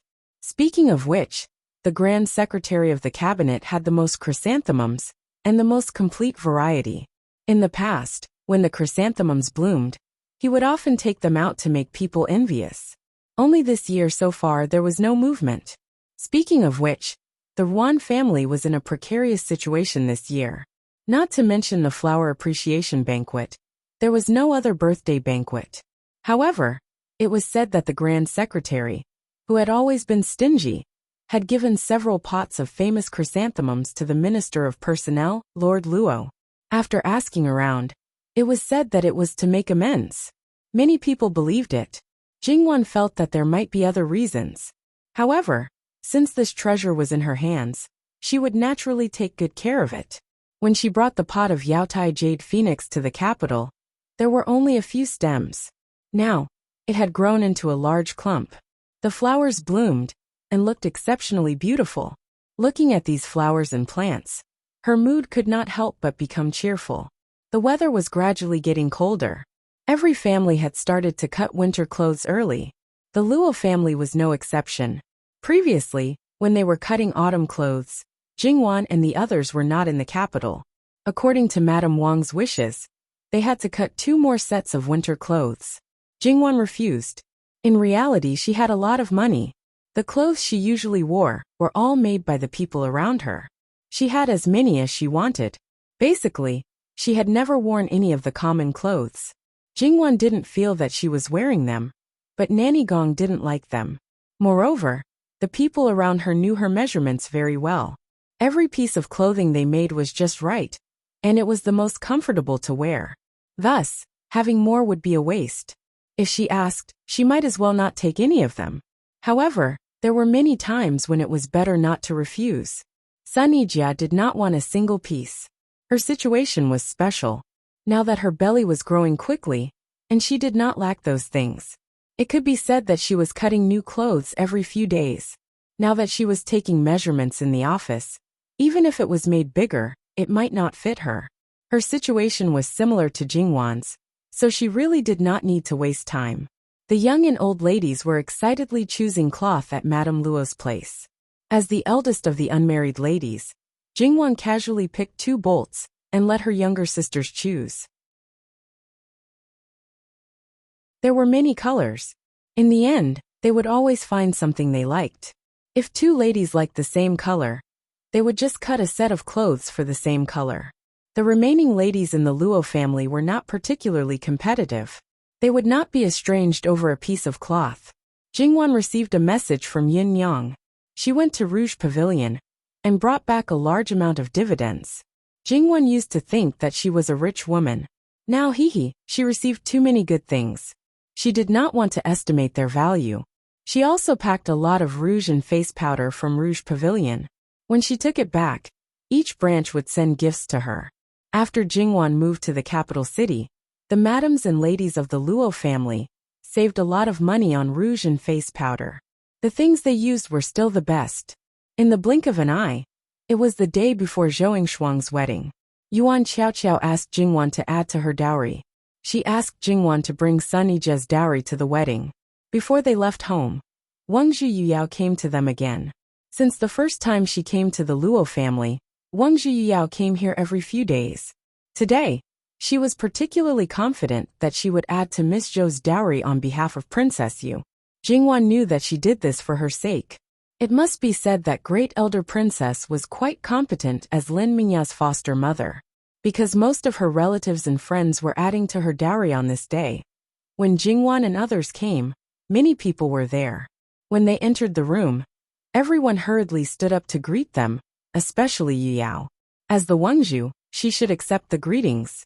Yu Yao might be a little impulsive in daily life, but when she was serious, she was very serious. She even had a little bit of Great Elder Princess's shadow. In a short time, she could be very intimidating. With regards to Yu Yao's arrival, especially when she stated her intentions, not to mention the relatives and friends of the Zhou family, even the people of the Zhou family were very surprised. She directly alarmed the old madam of the Zhou family. This was the honor that came with status. The gifts sent by Great Elder Princess were certainly not shabby. They were opened on the spot, which made all the madams and ladies in the room envious. Many people were also curious about the gifts sent by Jingwan, but Zhou Shuang didn't open them. She knew that Jingwan was never a stingy person. Compared with Great Elder Princess's gifts, her gifts were probably even better. If others saw them, it would be a slap in Great Elder Princess's face. At that time, it would be really embarrassing. Of course, there were also smart people who thought of this.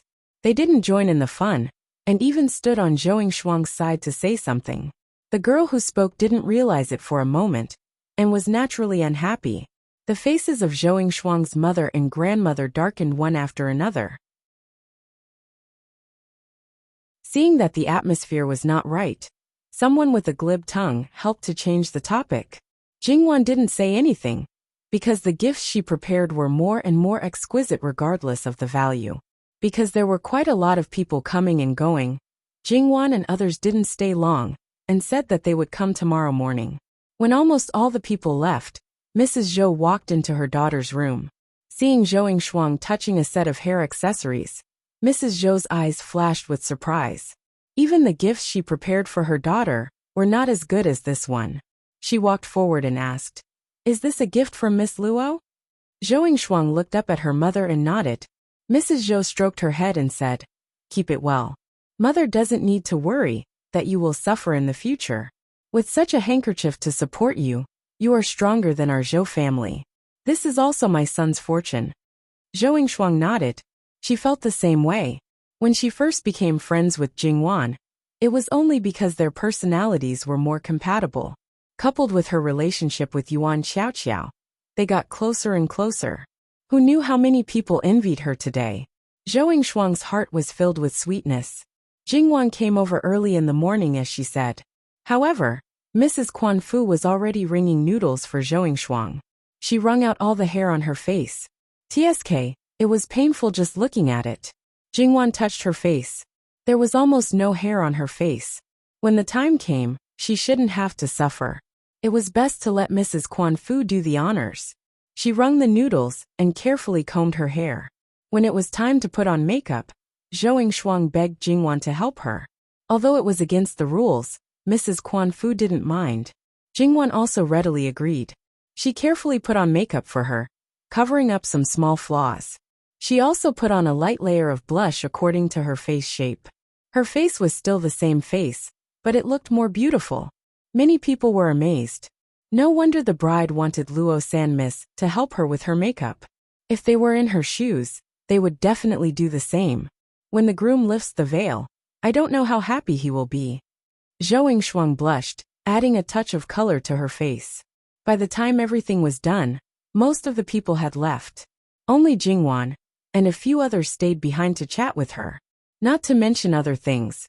Just by listening to the movements outside, it was clear that this wedding was far from the one a few days ago. The groom is here. Digression. A bit stuck, but there shouldn't be many chapters until Jingwan gets married. https://www.bicken.com/11/11807/66533319. HTML. We will deal with it as soon as possible. After reporting, please wait patiently and refresh the page.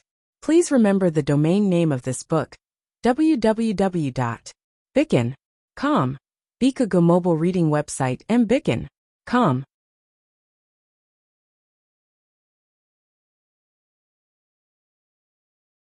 Chapter 228. The groom is here. Hearing this, Zhou Shuang's body tensed up and she unconsciously clenched her fists. Jingwan comfortingly patted her hand and smiled. The one who needs to be nervous now is the one outside, not you. Zhou Shuang glared at her. When you get married, I think Jin Qinhuang won't be nervous. After all, there's no door that he can't open. You should think carefully about who will guard the door for you. That door will open as soon as he barges in. Aren't you embarrassed? What's there for me to be embarrassed about? I'm not the one guarding the door. Didn't they say that a married girl is like spilled water? The one who is being talked about is definitely not me. Jingwan smilingly said. Your skin is this thick, does your family know? Ah, such a question with a sense of past life. It's a pity that this girl didn't wear it. They know. My third sister-in-law often says that. Jingwan nodded seriously. You really don't have any shame. Zhou Shuang pointed at her, her finger trembling. She was angry. What is that? Can it be eaten? Jingwan said and suddenly opened her mouth, pretending to bite her finger. Zhou Shuang hurriedly retracted her hand and looked at Jingwan speechlessly. She was clearly dignified and elegant in front of others, but in private, she was like a rogue. Yuan Xiaoqiao laughed at the side. Wan, don't teasing Shuang. In any case, she is a bride today. Zhou Shuang glared at Yuan Xiaoqiao again. You guys can bully me all you want. When you get married, I'd like to see if you're not nervous at all. When the time comes to offend me, I'll definitely pay you back tenfold. Jingwan stuck out her chest and nodded. And I'll wait. Jingwan thought to herself that most girls would be nervous when they got married, because they were going to a strange place and facing strange people. That was why they couldn't help but feel uneasy. The man she was going to marry was an overbearing, unreasonable, and unruly hooligan. They had already crossed the line and were familiar with each other. It would be strange if she was still nervous. Of course, there was another situation that might make her nervous, and that was when she was deeply in love. Jingwan obviously did not belong to this category. However, after being disturbed by Jingwan, Zhou Shuang wasn't as nervous anymore. In fact, it wasn't that they hadn't thought of currying favor with Jingwan, but they had all failed. Jingwan was generous and decent to them. She seemed easy to get close to, but in fact that wasn't the case. If you continued to approach her because you were unwilling to give up, she would directly turn cold. Her good temper had its limits. Even if you wanted to get close to her through Zhou Shuang and the others, it wouldn't have any effect. If you didn't know when to back off, you would even offend her. Moreover, the son of the Imperial College's chancellor's family was talented, scholarly, and good-looking. He was also this year's Jinshi. Furthermore, he was ranked in the top 50 in the final court examination and entered the Hanlin Academy. He should be considered a potential stock. When she learned that Zhou Shuang was about to get married, after some hesitation, Jingwan asked Jin Qinhuang for help to investigate that person's background. He only had one Tongfang maidservant. He didn't belong to the type that grew up together and had a deep friendship. He was purely an ordinary Tongfang. He definitely didn't have any concubines or illegitimate children. At the same time, he also didn't have any bad habits. However, perhaps because his father was usually very strict, his temperament seemed to be a little soft. These were flaws in Jingwan's eyes, but at present, he was a good candidate for a husband. Jingwan still remembered when Jin Qinhuang told her about this.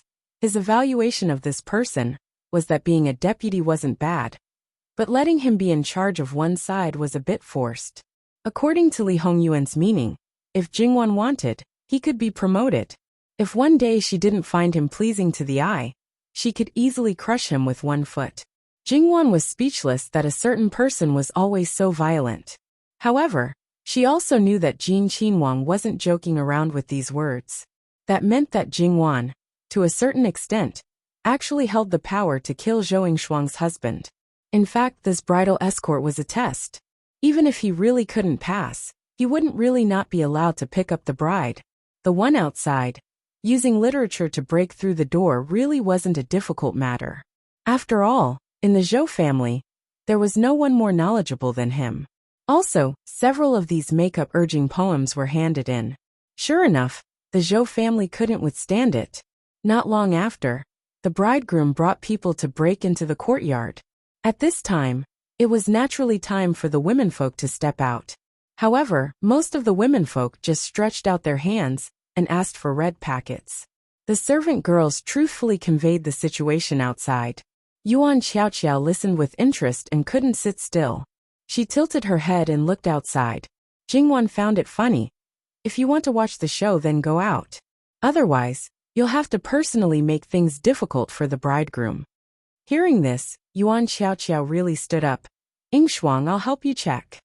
Zhou Shuang wanted to stop her, but Yuan Xiaoqiao walked quickly, and she couldn't get down from the ground now. Yuan Xiaoqiao righteously separated the womenfolk and stood in front of the bridegroom. Lu Gongzi, did you bring your zither? Luo Jingbo played the song. A male phoenix seeking a female phoenix to marry Sun Yijia to welcome her. This had almost become a necessary part of the wedding ceremony for the men in the capital. When no one mentioned it, perhaps some people would pretend to be deaf and mute. Very few people would take the initiative to play it. After all, it required courage to play decadent music and recite sentimental lyrics in public. But now that the bridegroom had mentioned it, he couldn't pretend not to understand. If the bridegroom really pointed it out, the bridegroom would have some ideas. I did. Lu Gongzi nodded his head and replied. Yuan Xiaoqiao nodded. Then I'll wait and have my fill. But Lu Gongzi, why do you have to remind me? Why can't you take the initiative? She seemed to be a little disappointed as she shook her head. Lu Gongzi was able to handle the crowd outside with ease, but when he faced Yuan Xiaoqiao, he was a little embarrassed. To put it bluntly, he wasn't good at dealing with girls, especially someone like Yuan Xiaoqiao who was outspoken. Everyone who helped him to welcome the bridegroom showed subtle sympathy for him. At the same time, those who weren't married wondered if they would receive the same treatment in the future. Those who were married felt lucky and regretful. The bridegroom wanted to play the guqin, so the guqin table was naturally prepared very quickly. Zhou Shuang was worried that her husband would be embarrassed by Yuan Xiaoqiao when she heard the sound of the guqin. When she heard him recite the lyrics, her face flushed red. She lowered her head and played with her fingers. Jingwan gave a thumbs up to Yuan Xiaoqiao, who walked in with a smile. Yuan Xiaoqiao's smile became more obvious. Zhou Shuang listened quietly, but the heat on her face didn't disappear for a long time. Madame Chuanfu came in with the matron of honor. She covered her head with the veil and prepared to go out. Shuang will be blessed in the future. Zhou Shuang paid her respects to her parents and was sent to the bridal sedan by her brothers. Jingwan and Yuan Xiaoqiao, as sisters who were sending her off, went with her. It was the first time she went to the residence of the directorate's chancellor. The chancellor was an honest official. This was confirmed by Jin Qinhuang's mouth. It wasn't a pretense, but because one of his brothers moved out of the household register and became a merchant, he didn't lack money. Entering the Liu family's door, it could be seen that even if they didn't lack money, the Liu family was not extravagant. Jingwan had a general understanding of the Liu family. In fact, she knew it very clearly from Jin Qinhuang, but she wanted to verify it with her own eyes to be more assured. Then Jingwan patted her own head. She was simply crazy. Even if she wasn't satisfied, could she dismantle this marriage? She threw the idea of wanting to explore to one side. It wouldn't be good if people saw it. Coming out of the bridal chamber to take the banquet, she probably wouldn't see Zhou Shuang for a while. Jingwan had just returned home and learned that the third branch's Huan Yinyang had flared up. Jingwan thought for a moment. It seemed that the months were still a bit insufficient. However, she didn't go to understand this matter. Besides, whether the months were enough or not, it had nothing to do with her. If she was born and raised, it would just be one more mouth in the Luo family. It wouldn't be that they couldn't afford to raise her. If she wasn't born or died young, it could only be heaven's will. Jingwan didn't know that Huan Yinyang was ordered by Lu Shi to serve Luo Rongping. Imagine a person who was suddenly paralyzed in bed. Such a big drop. It must be a variety of negative emotions. Such a person needed to be served like this when eating, drinking, and going to the toilet. Especially on a hot day, she had to wipe her body several times a day. How could a pregnant woman bear this kind of tiredness? Moreover, once Luo Rongping went crazy, she might be hurt. In order to keep the child, Huan Yinyang could be said to be exhausting herself. She always coaxed Luo Rongping tenderly and sweetly. When other people were pregnant, they would more or less gain weight. She not only didn't gain weight, she was also terribly thin. Even if she had a belly, it was estimated that she didn't have her original weight. If Jingwan were to see her now, she would definitely be shocked.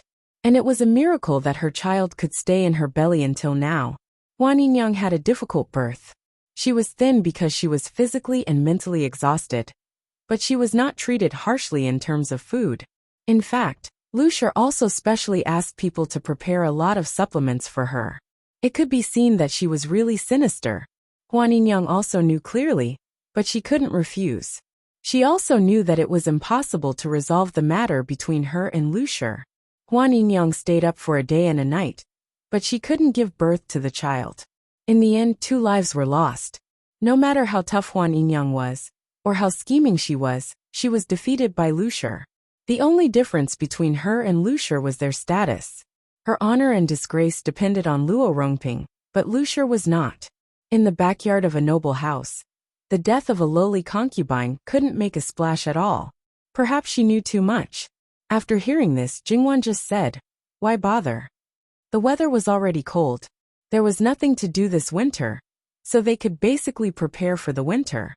At this time, Jingwan was once again bullied by a local tyrant. Jin Qinhuang sent a lot of leather, and they were all very expensive leather. If it was in the previous life, it would definitely be sold at a sky-high price. After all, it couldn't be found in the market at all. White fox leather, fire fox leather, and even black fox leather, not to mention other mink leather, silver mouse leather, and so on. Jingwan finally found tiger leather, leopard leather, and said that it was for Jingwan to use as a mattress. Each kind of leather was smooth and soft, the color was pure, and the color was single. Basically, there was no trace of other colors. It felt quite good to the touch.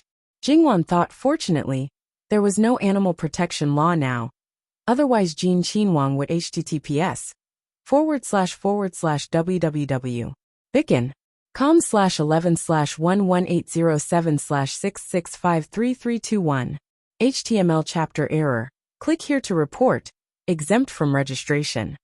We will deal with it as soon as possible. After reporting, please wait patiently and refresh the page. Please remember the domain name of this book, www.bicken.com. Bikago mobile reading website, bicken.com.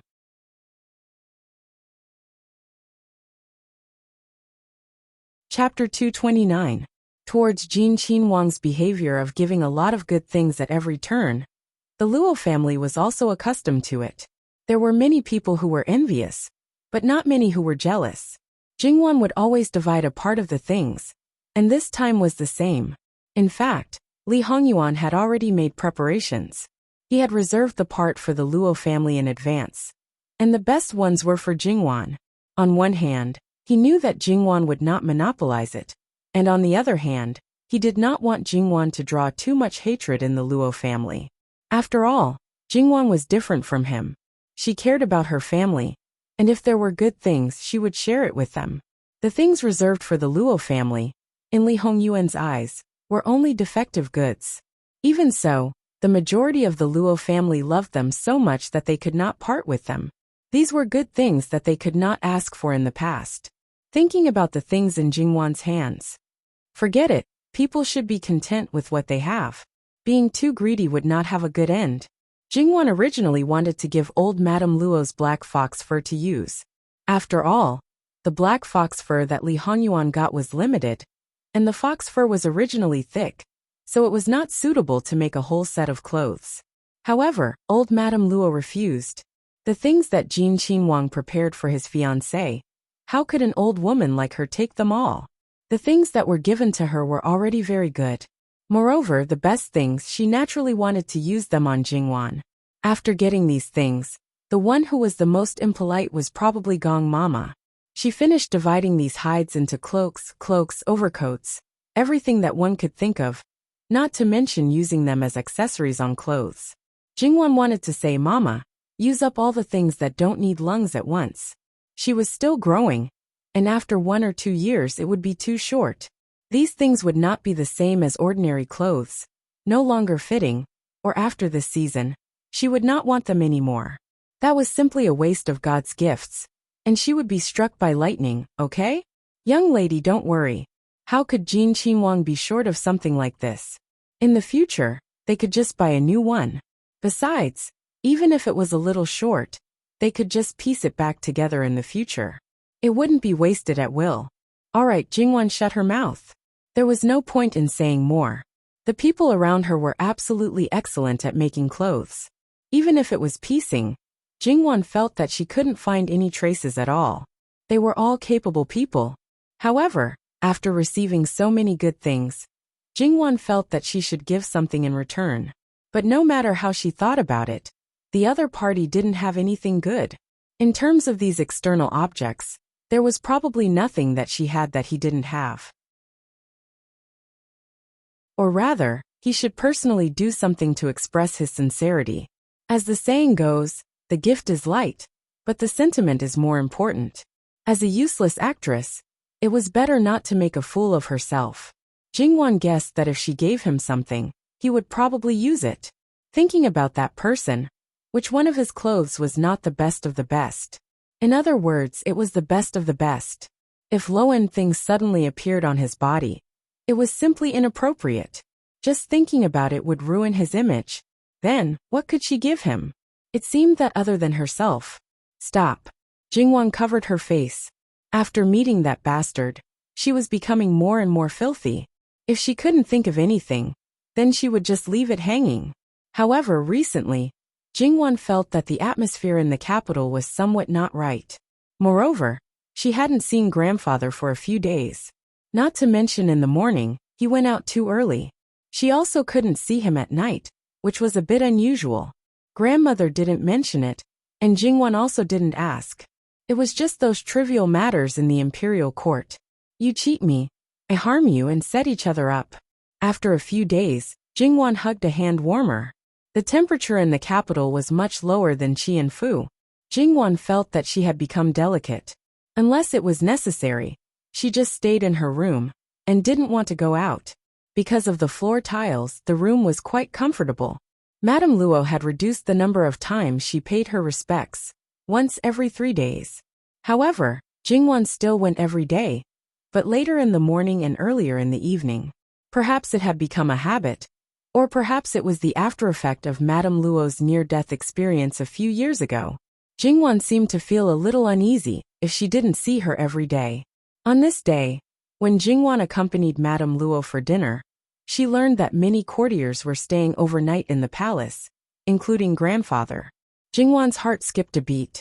Why did it feel like they were imprisoning courtiers and forcing a rebellion? Jingwan put down her chopsticks and wiped her mouth. Grandmother, what happened? Prince Kong is back. Jingwan just remembered that there was no such person during the summer vacation. Later, it was said that he asked for disaster relief. Why did he only come back now? Thinking about it, it seemed to be more than 4 months. Could it be that the recent events had something to do with him? A few days ago, he was assassinated on the way back and disappeared under the protection of the guards. His Majesty sent people to look for him, but they couldn't find him. Until today he came back alone, dressed in ragged clothes like a beggar with injuries. He was stopped from entering the city. If he didn't happen to meet someone close to him, when he was found by someone who didn't want him to live, I'm afraid. Jingwan understood Madame Luo's unfinished words. Even in the capital, there were not many people who knew the royal family. Moreover, most people didn't know that Prince Kong was assassinated and disappeared. A beggar dared to pretend to be a royal family member, and a prince at that. If it was made public, for example, the guards at the city gate had been bribed by others, and he might be killed directly. Prince Kong was smart for once. When he was stopped, he didn't shout loudly. Instead, he swallowed his anger and retreated. It didn't seem to be in line with his temperament. Prince Kong was impulsive, irritable, and arrogant. He dared to stop a small guard at the city gate, but he didn't kick him directly. Probably someone said something to him before. Madame Luo nodded. It's very likely. Prince Kang's disaster relief didn't go well. He encountered several riots. And there was one time when he was patrolling the dam.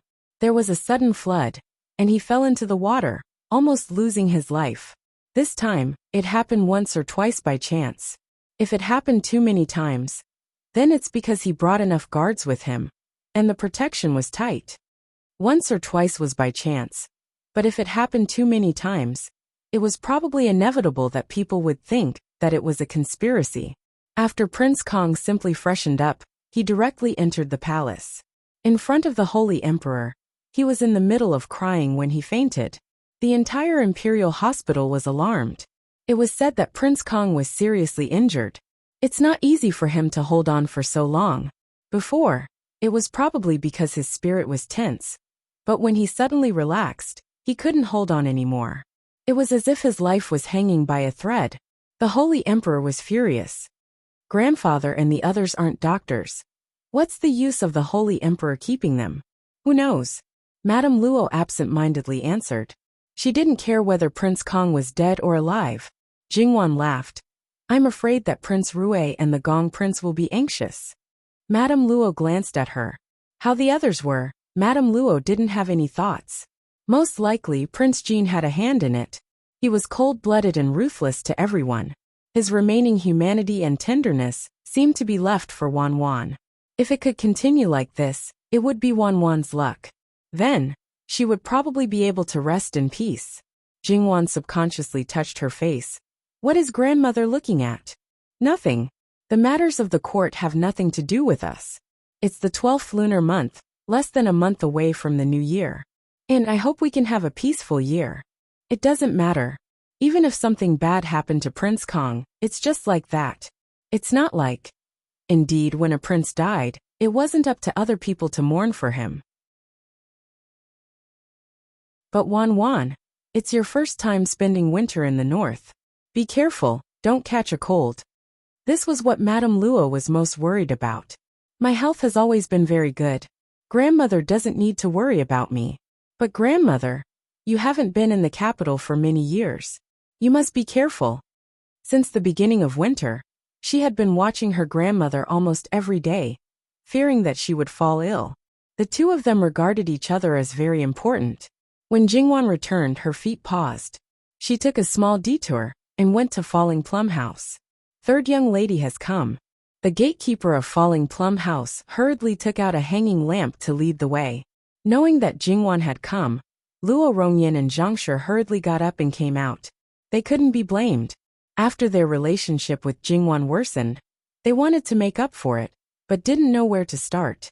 Other than paying respects, Jingwan didn't take the initiative to step into Falling Plum House. Clearly, Falling Plum House and Begonia House were only separated by a wall, and a small door was opened. Father, mother. Jingwan bent her knees. It's cold outside. Why did you come out? Zhongshi's eyes reddened, and she was about to cry. But when she remembered that her daughter disliked this, she hurriedly wiped the corners of her eyes with a handkerchief. You also know that it's cold. Quickly go inside. No, it's not good to be cold and hot. I just want to cut a few plum blossoms to make a vase.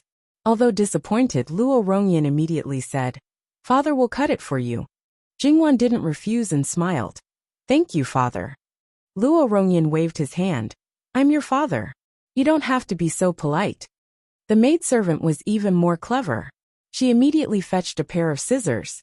No one would say that it was dark now to cut flowers. Probably no one knew better than Luo Rongyan which part of Falling Plum House's plum blossoms were the best. Luo Rongyan was very protective of the plum blossoms in this courtyard. Usually, even he was reluctant to cut them down to make a vase. But now he didn't hold back at all.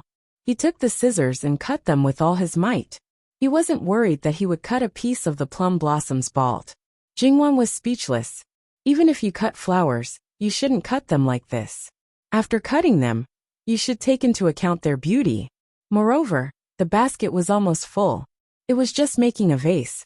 There was really no need to cut so many flowers. Father, that's enough. Luo Rongyan paused and stopped. He handed the scissors to the maidservant and personally carried the basket over. Is it enough? It seems a little too little. It's enough. Jingwan took the basket and handed it to the maidservant. Father, mother, quickly go inside. It's almost the new year. Don't catch a cold. Daughter will go back first. Luo Rongyan nodded. If the plum blossoms fail to bloom, I'll have someone cut them. Okay, quickly go inside. Walk slowly at night. Don't fall. Madame Zhang couldn't help but remind them. As if she was still worried, she asked 2 more people to add 2 more lanterns for Jingwan. Jingwan slowly returned to the elegant Begonia residence. In the end, Prince Kong was rescued. Lu Qingdi's anger also subsided a little. However, this matter obviously wouldn't be settled so easily. He would definitely investigate to the end. But everyone was well aware that it wouldn't be easy to investigate. On the 23rd day of the 12th lunar month, Lu Qingdi sealed the imperial brush. From top to bottom, the collective began to magnify the holiday. https://www.bicken.com/11/11807/6653323. HTML. Click here to report an error. Registration is not required. We will deal with it as soon as possible. After reporting, please wait patiently and refresh the page. Please remember the domain name of this book. www.bicken.com. Bicken.com Mobile Edition.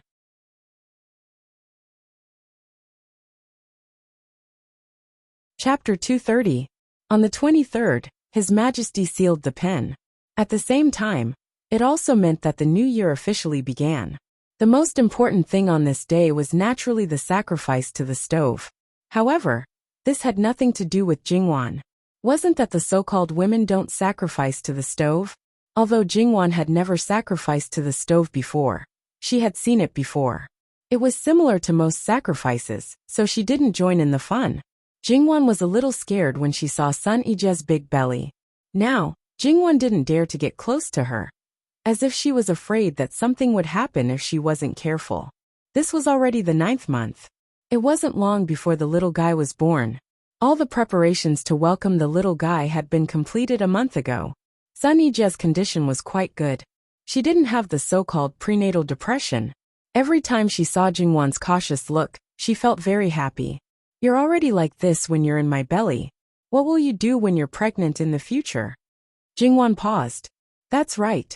Although she already had the resolve to get married and have children, that resolve only existed in her heart. Sun Yijia, her sister-in-law, was the closest pregnant woman she had the most contact with. Other than her, she would at most glance at her from afar. But Sun Yijia, from the moment she found out that she was pregnant until now, she had seen her almost every day. She had seen the whole process with her eyes. That feeling was completely different. Speaking of which, she was going to get married next year. If she hit the jackpot on the first try like Sun Ijia, wouldn't that mean? Thinking of that scene, Jingwan was a little depressed. She would only be 15 years old when the new year started. 15 years old. Her small body hadn't grown. Was it really okay to have children? Not to mention waiting until she was 18 years old. At least until she was 16 years old. It would be even better if she could delay it until she was 20 years old. However, thinking about it, she knew that it was impossible. She didn't know if she could negotiate with a certain someone. How long would it take? Jingwan felt that her sister-in-law wasn't depressed. She was about to be. Depression was a thing that didn't have a shadow. After being depressed for a while, she forgot about it. From the servants to the young masters, everyone was very busy. It was also full of laughter. The house was dusted 24/7. Even though it was clean every day, it still had to be cleaned today. Jingwan looked at the people around her going in and out. She sat there in a daze. After that, there was still the matter of receiving the Jade Emperor, washing blessings, and so on. Pasting the couplets was naturally a very important matter. Putting up couplets was a must. Every door and every object had to be pasted. There were many scholars in the family, so it wasn't a big deal. He even wrote some rewards for the servants. Therefore, Emperor Li Qingdi would naturally bestow the word fu, which was also a great sign of being favored. Therefore, anyone who had the chance would ask for a few. Of course, it was impossible for the officials, only the princes, concubines, and relatives. Other than the fu character, there was also the door god. However, Jingwan still felt that it was a little too little. She had people put up red lanterns, all of which were big and round in shape.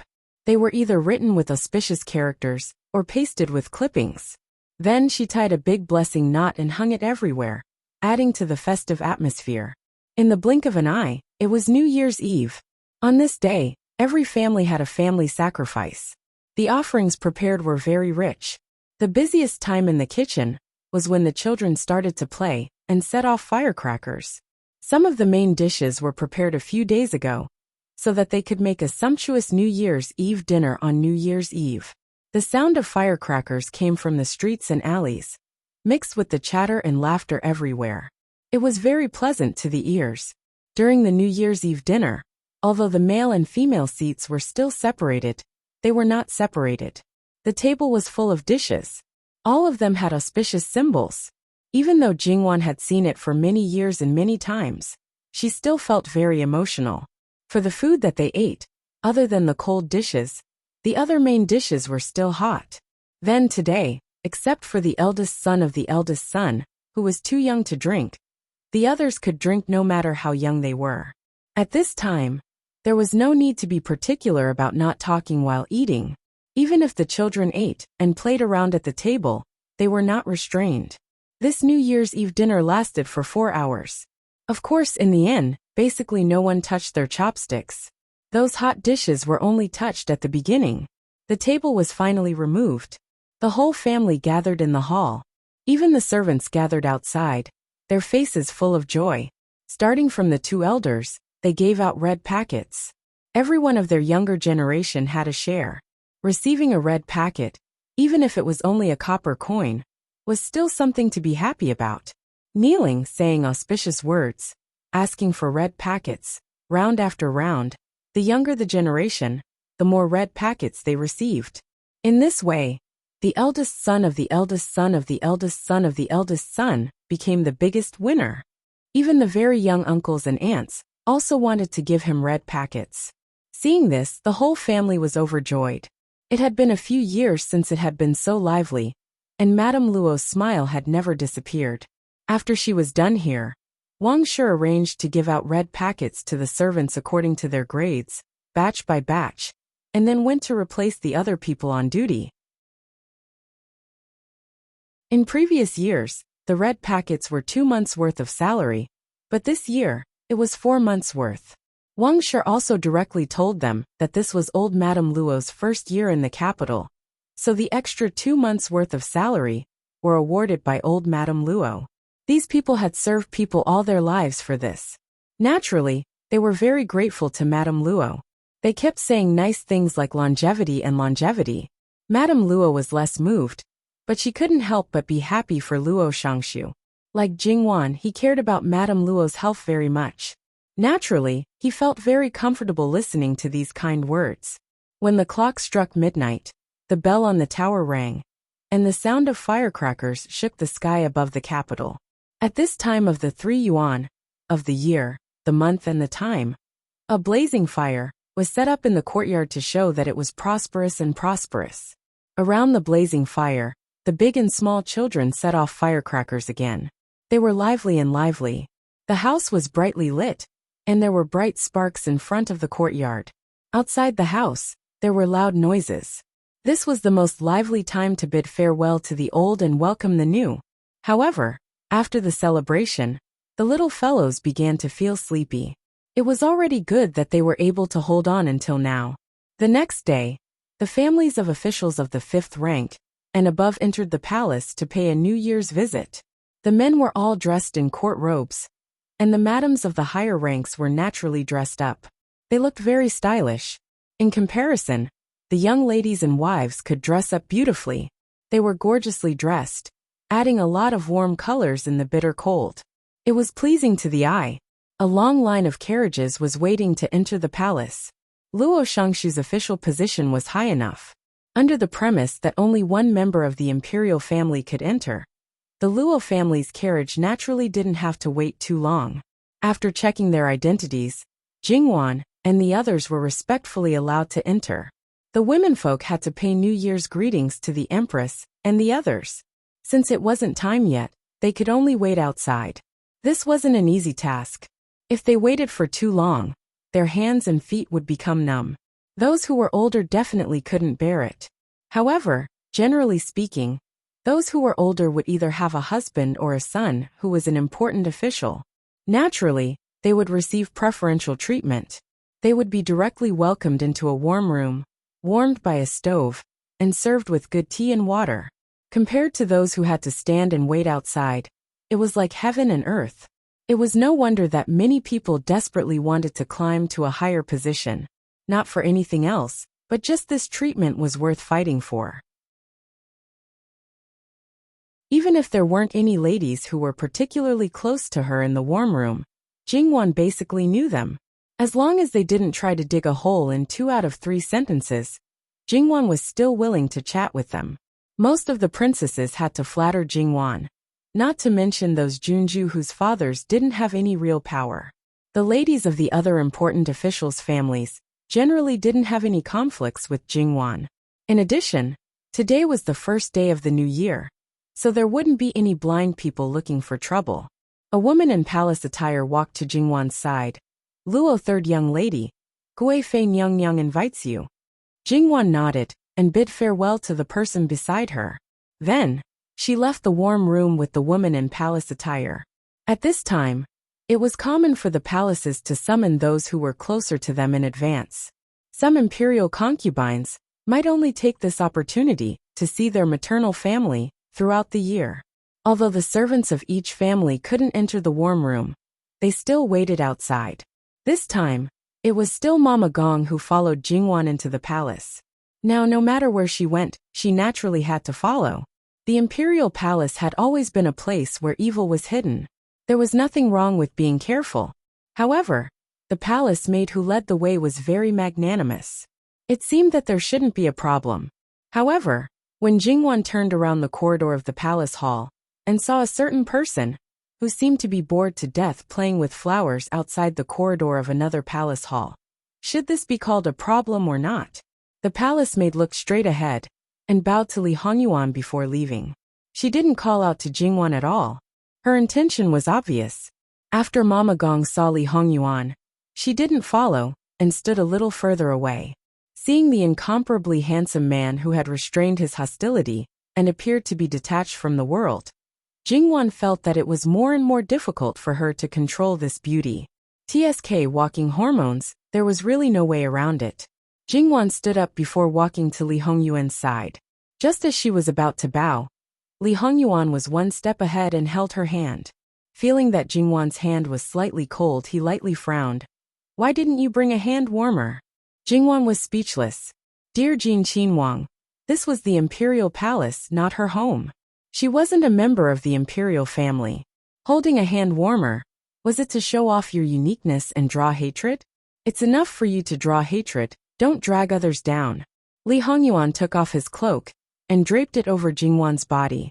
Jingwan could clearly feel the warmth coming from the cloak. Glancing at it, there was an obvious layer of velvet inside. It was warm and light when draped over her body. Muan immediately handed over a hand warmer. Li Hongyuan waited for her to settle down before opening his mouth. The wedding date is set on the 3rd of March. The first day of March?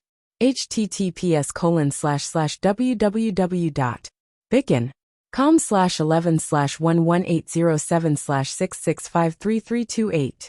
HTML chapter error. Click here to report, exempt from registration. We will deal with it as soon as possible. After reporting, please wait patiently and refresh the page. Please remember the domain name of this book. www.bicon.com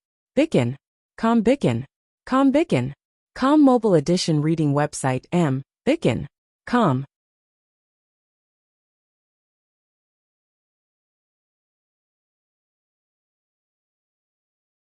In short, no one would call Jingwan to reprimand her. Hey, it's snowing. Jingwan suddenly realized that the snowflakes were falling bit by bit. This was naturally the first snow of this winter. In fact, the snow from a few days ago had not completely melted yet. Then let's go back. Jingwan nodded. She guessed that it was about time. While they were still halfway, Mu Gonggong quickly fetched an umbrella. Jingwan glanced at Mu Gonggong. She knew that you were a good lackey, who wholeheartedly thought for your master. But you didn't need to be so attentive to her, okay? Your master was standing at the side. Was it really okay for you to openly rebel against your master? Li Hongyuan took the umbrella and lightly glanced at Mu Gonggong. Although Mu Gonggong was attentive to Jingwan, he still kept his eyes and ears open. Seeing his master's eyes, he quivered. It seemed that he had accidentally gone overboard. Letting the third young miss notice him in front of his master. Did he want to die? Or did he want to die? He hurriedly shrank to one side. It wasn't like the two had never held an umbrella together before. In addition, there was a height difference between the two. So Jingwan didn't express that she wanted to hold the umbrella herself. Not to mention that it was tiring to hold the umbrella. The umbrella on her head was a bit short compared to Li Hongyuan. It was a hindrance. When Li Hongyuan sent Jingwan back, the people in the warm room just came out. Obviously, they were going to pay a New Year's visit to the Empress. Seeing the two coming together, many people were a little stunned. When Madame Luo greeted Li Hongyuan, they all came to their senses and hurriedly saluted.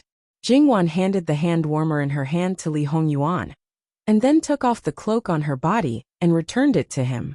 Your Highness, you can go back. Li Hongyuan looked at her, and their eyes met for a moment.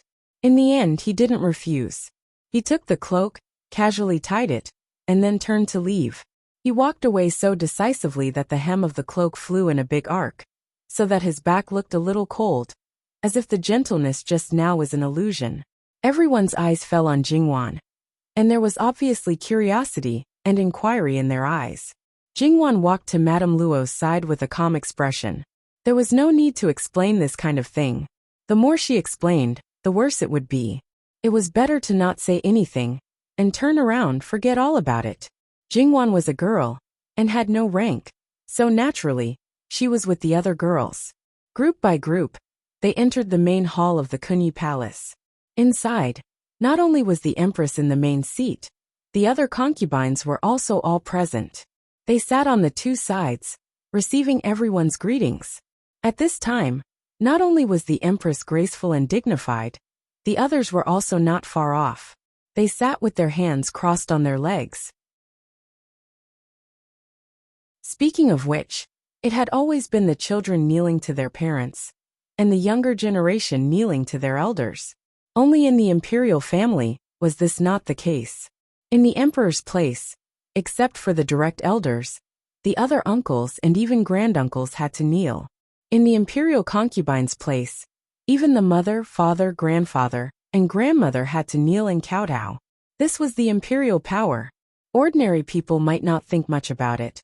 But if it was a concubine's daughter who was not favored at home, and was even tortured by her official mother, after entering the palace, she would be very happy when her official mother knelt at her feet.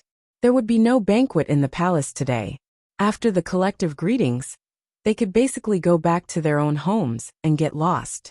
In fact, Jingwan was quite speechless about such a custom. What was the use of such torment and starvation? Those high-ranked concubines might be able to show their faces, but those low-ranked concubines could only kowtow outside.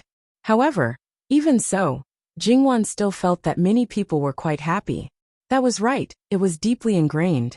Being able to enter the palace to pay respects was a kind of honor, showing one's status. In other words, many people wanted to suffer, but they did not have the chance. After everyone paid their respects, they chatted in twos and threes, and some people began to leave the palace. Jingwan was about to leave the palace with Madame Luo, when she was told that noble consort Su had invited her. Her feet paused. It seemed that this time, it was really noble consort Su who invited her. Jingwan slightly lowered her eyes. Previously, when Jin Qinhuang asked people to call her away, noble consort Su would not know that he was borrowing her name. So, looking for her now, generally speaking, she would not let people say it directly. Now there would probably be many people thinking that this Luo third young lady was really deeply liked by noble consort Su. This time she really treated her like a treasure. As for whether it was sincere or sarcastic, noble consort Su was as gentle and amiable as always, saying that her son had a bad temper and was always willful and reckless. It was her as a mother who did not teach him well. She hoped that Luo third young lady would be more tolerant and so on. If he wanted to do something, just let him do it. There was no need to pay attention to him. Jingwan responded with a smile on her face, but in her heart, without a doubt, Jingwan received a reward from noble consort Su. Leaving the palace, Jingwan got on the carriage. Madame Luo was waiting for her. Seeing Jingwan affectionately put the box on the small table, "Grandmother, let's go back." Madame Luo nodded. The coachman outside got the signal and waved the whip. The horse started to gallop. Madame Luo's face was like an ancient well without any ripples. Others may not be able to see it, but Jingwan was very clear that her mood was not good. "Grandmother, don't be angry, nothing happened." "What did noble consort Su say to you?" Jingwan did not mind, and roughly relayed noble consort Su's words. Madame Luo hooked her lips into a smile, but it was very cold. No matter if she was a real kind mother, or a fake kind mother, Madame Luo knew that Jin Qinhuang was not a filial son. With his care for Wan Wan, he would let others bully her for no reason. Jin Qinhuang probably would not do anything to her. But her own son, Rui Qinhuang. Before His Majesty sealed his pen, Rui Qinhuang was in constant trouble. If someone said that there was no one behind his back, no one would believe it. As for who it was, some people felt that it was them. So when they saw Rui Qinhuang being unlucky, they were secretly happy. But in reality, since you touched his heart and liver, naturally, don't blame him for using a knife on your heart and liver. When Li Hongyuan learned of this matter, he was indeed very unhappy. That day, Luo Jingying sat in her own courtyard in a daze, watching the snowflakes that kept falling from the sky. There was no one around to serve her, so it was chilly. However, she did not care at all. In any case, her body was already damaged, so what if the cold air entered her body? There was no hope at all. Even if someone wanted her to take care of her body and give birth to a child, don't even think about it. She got pregnant on her first try, and it was even a male fetus. Just treat it as her giving birth well, and not give any benefits. Let her give birth to a child, and treat it as giving her a great grace? Dream on. The servants in the courtyard were probably nestled in their rooms, warming themselves by the fire, eating and playing cards. A maidservant walked in front of Luo Jingying and gave her a hand warmer. Luo Jingying withdrew her gaze and looked at her face. Her eyes were like a pool of stagnant water. She held the hand warmer, and that warm feeling made people subconsciously yearn for it. "I don't have any benefits here. If you want to curry favor, you found the wrong place." The maidservant smiled unconcernedly. "Does Shi Qiang want to take revenge?" Do you want to take revenge on that heartless man? Luo Jingying finally showed some expression, but her expression was still cold, and even a little guarded.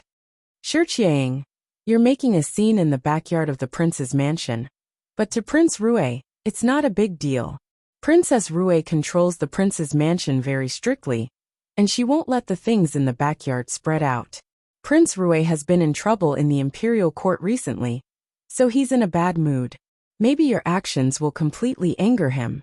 He won't take your life, but he can drug you and make you dizzy all day long, so you can't even die.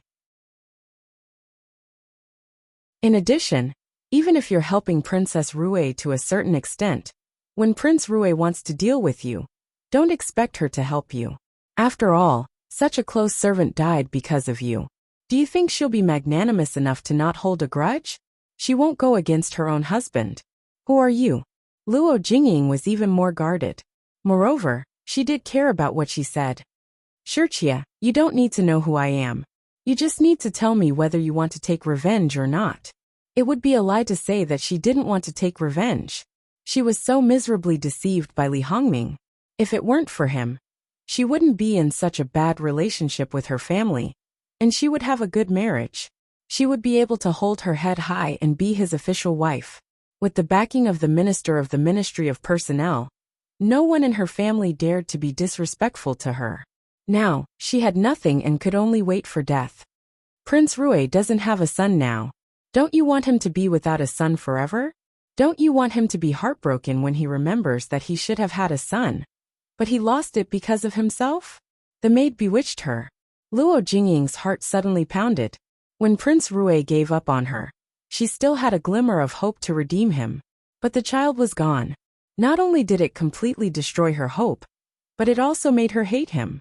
When she thought that he wouldn't have a son in his life, she inexplicably felt very happy in her heart. But, you can think of a way yourself. The maid chuckled.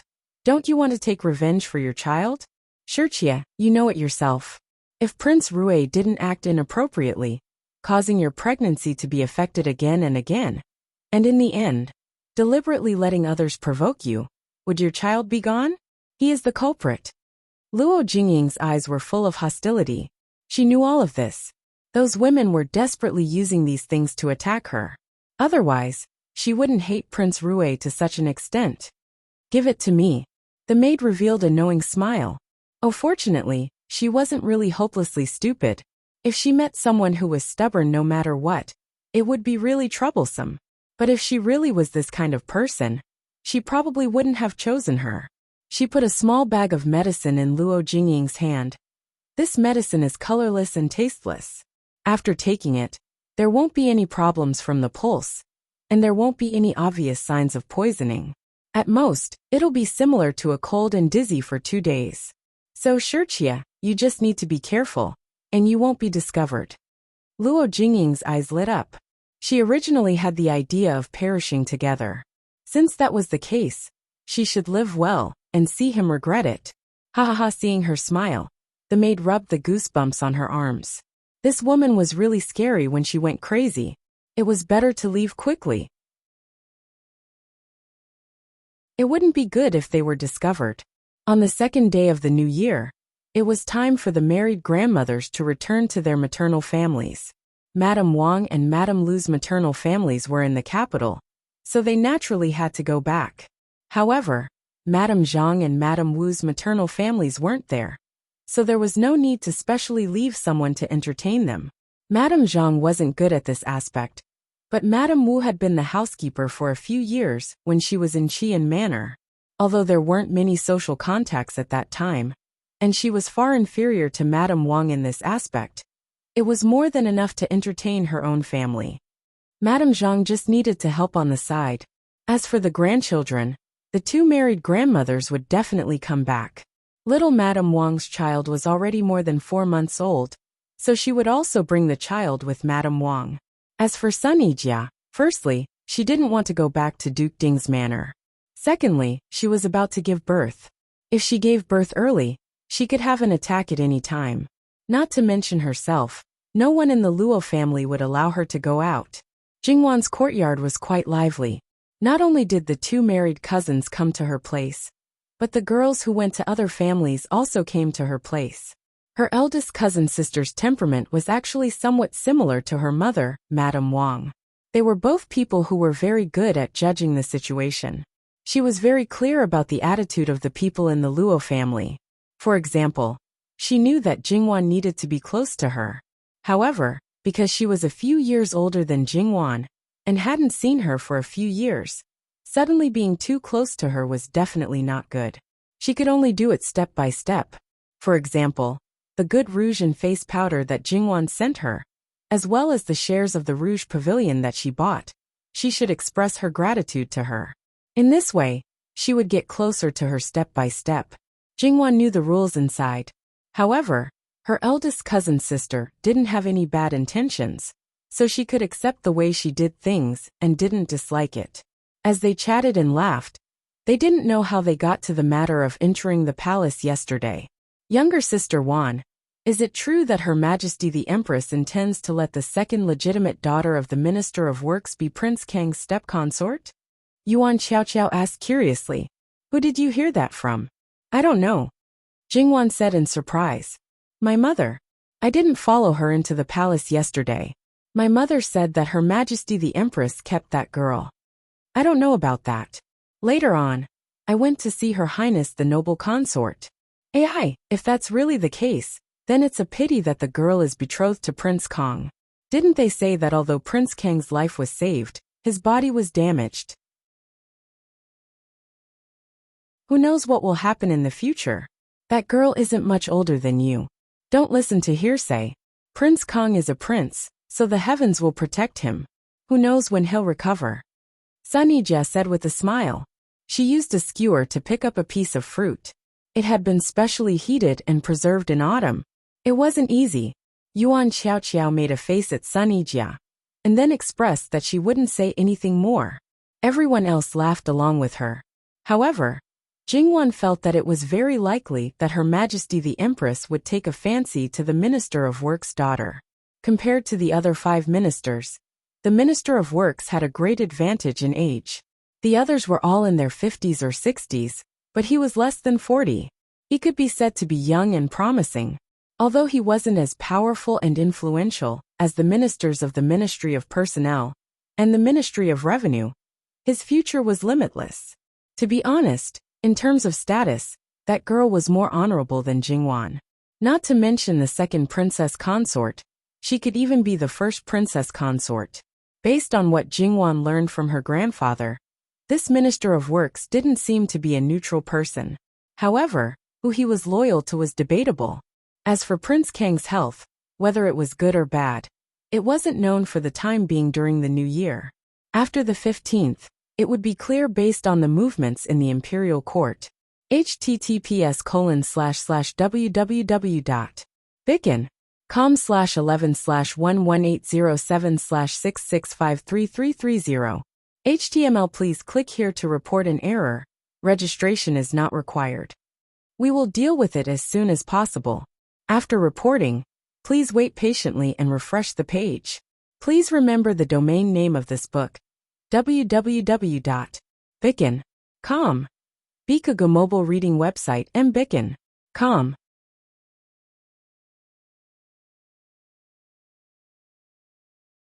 Chapter 232.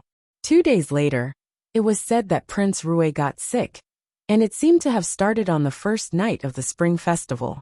His Majesty had stopped writing, but during the Spring Festival, all the princes who had been conferred the title of prince would go to the palace every day.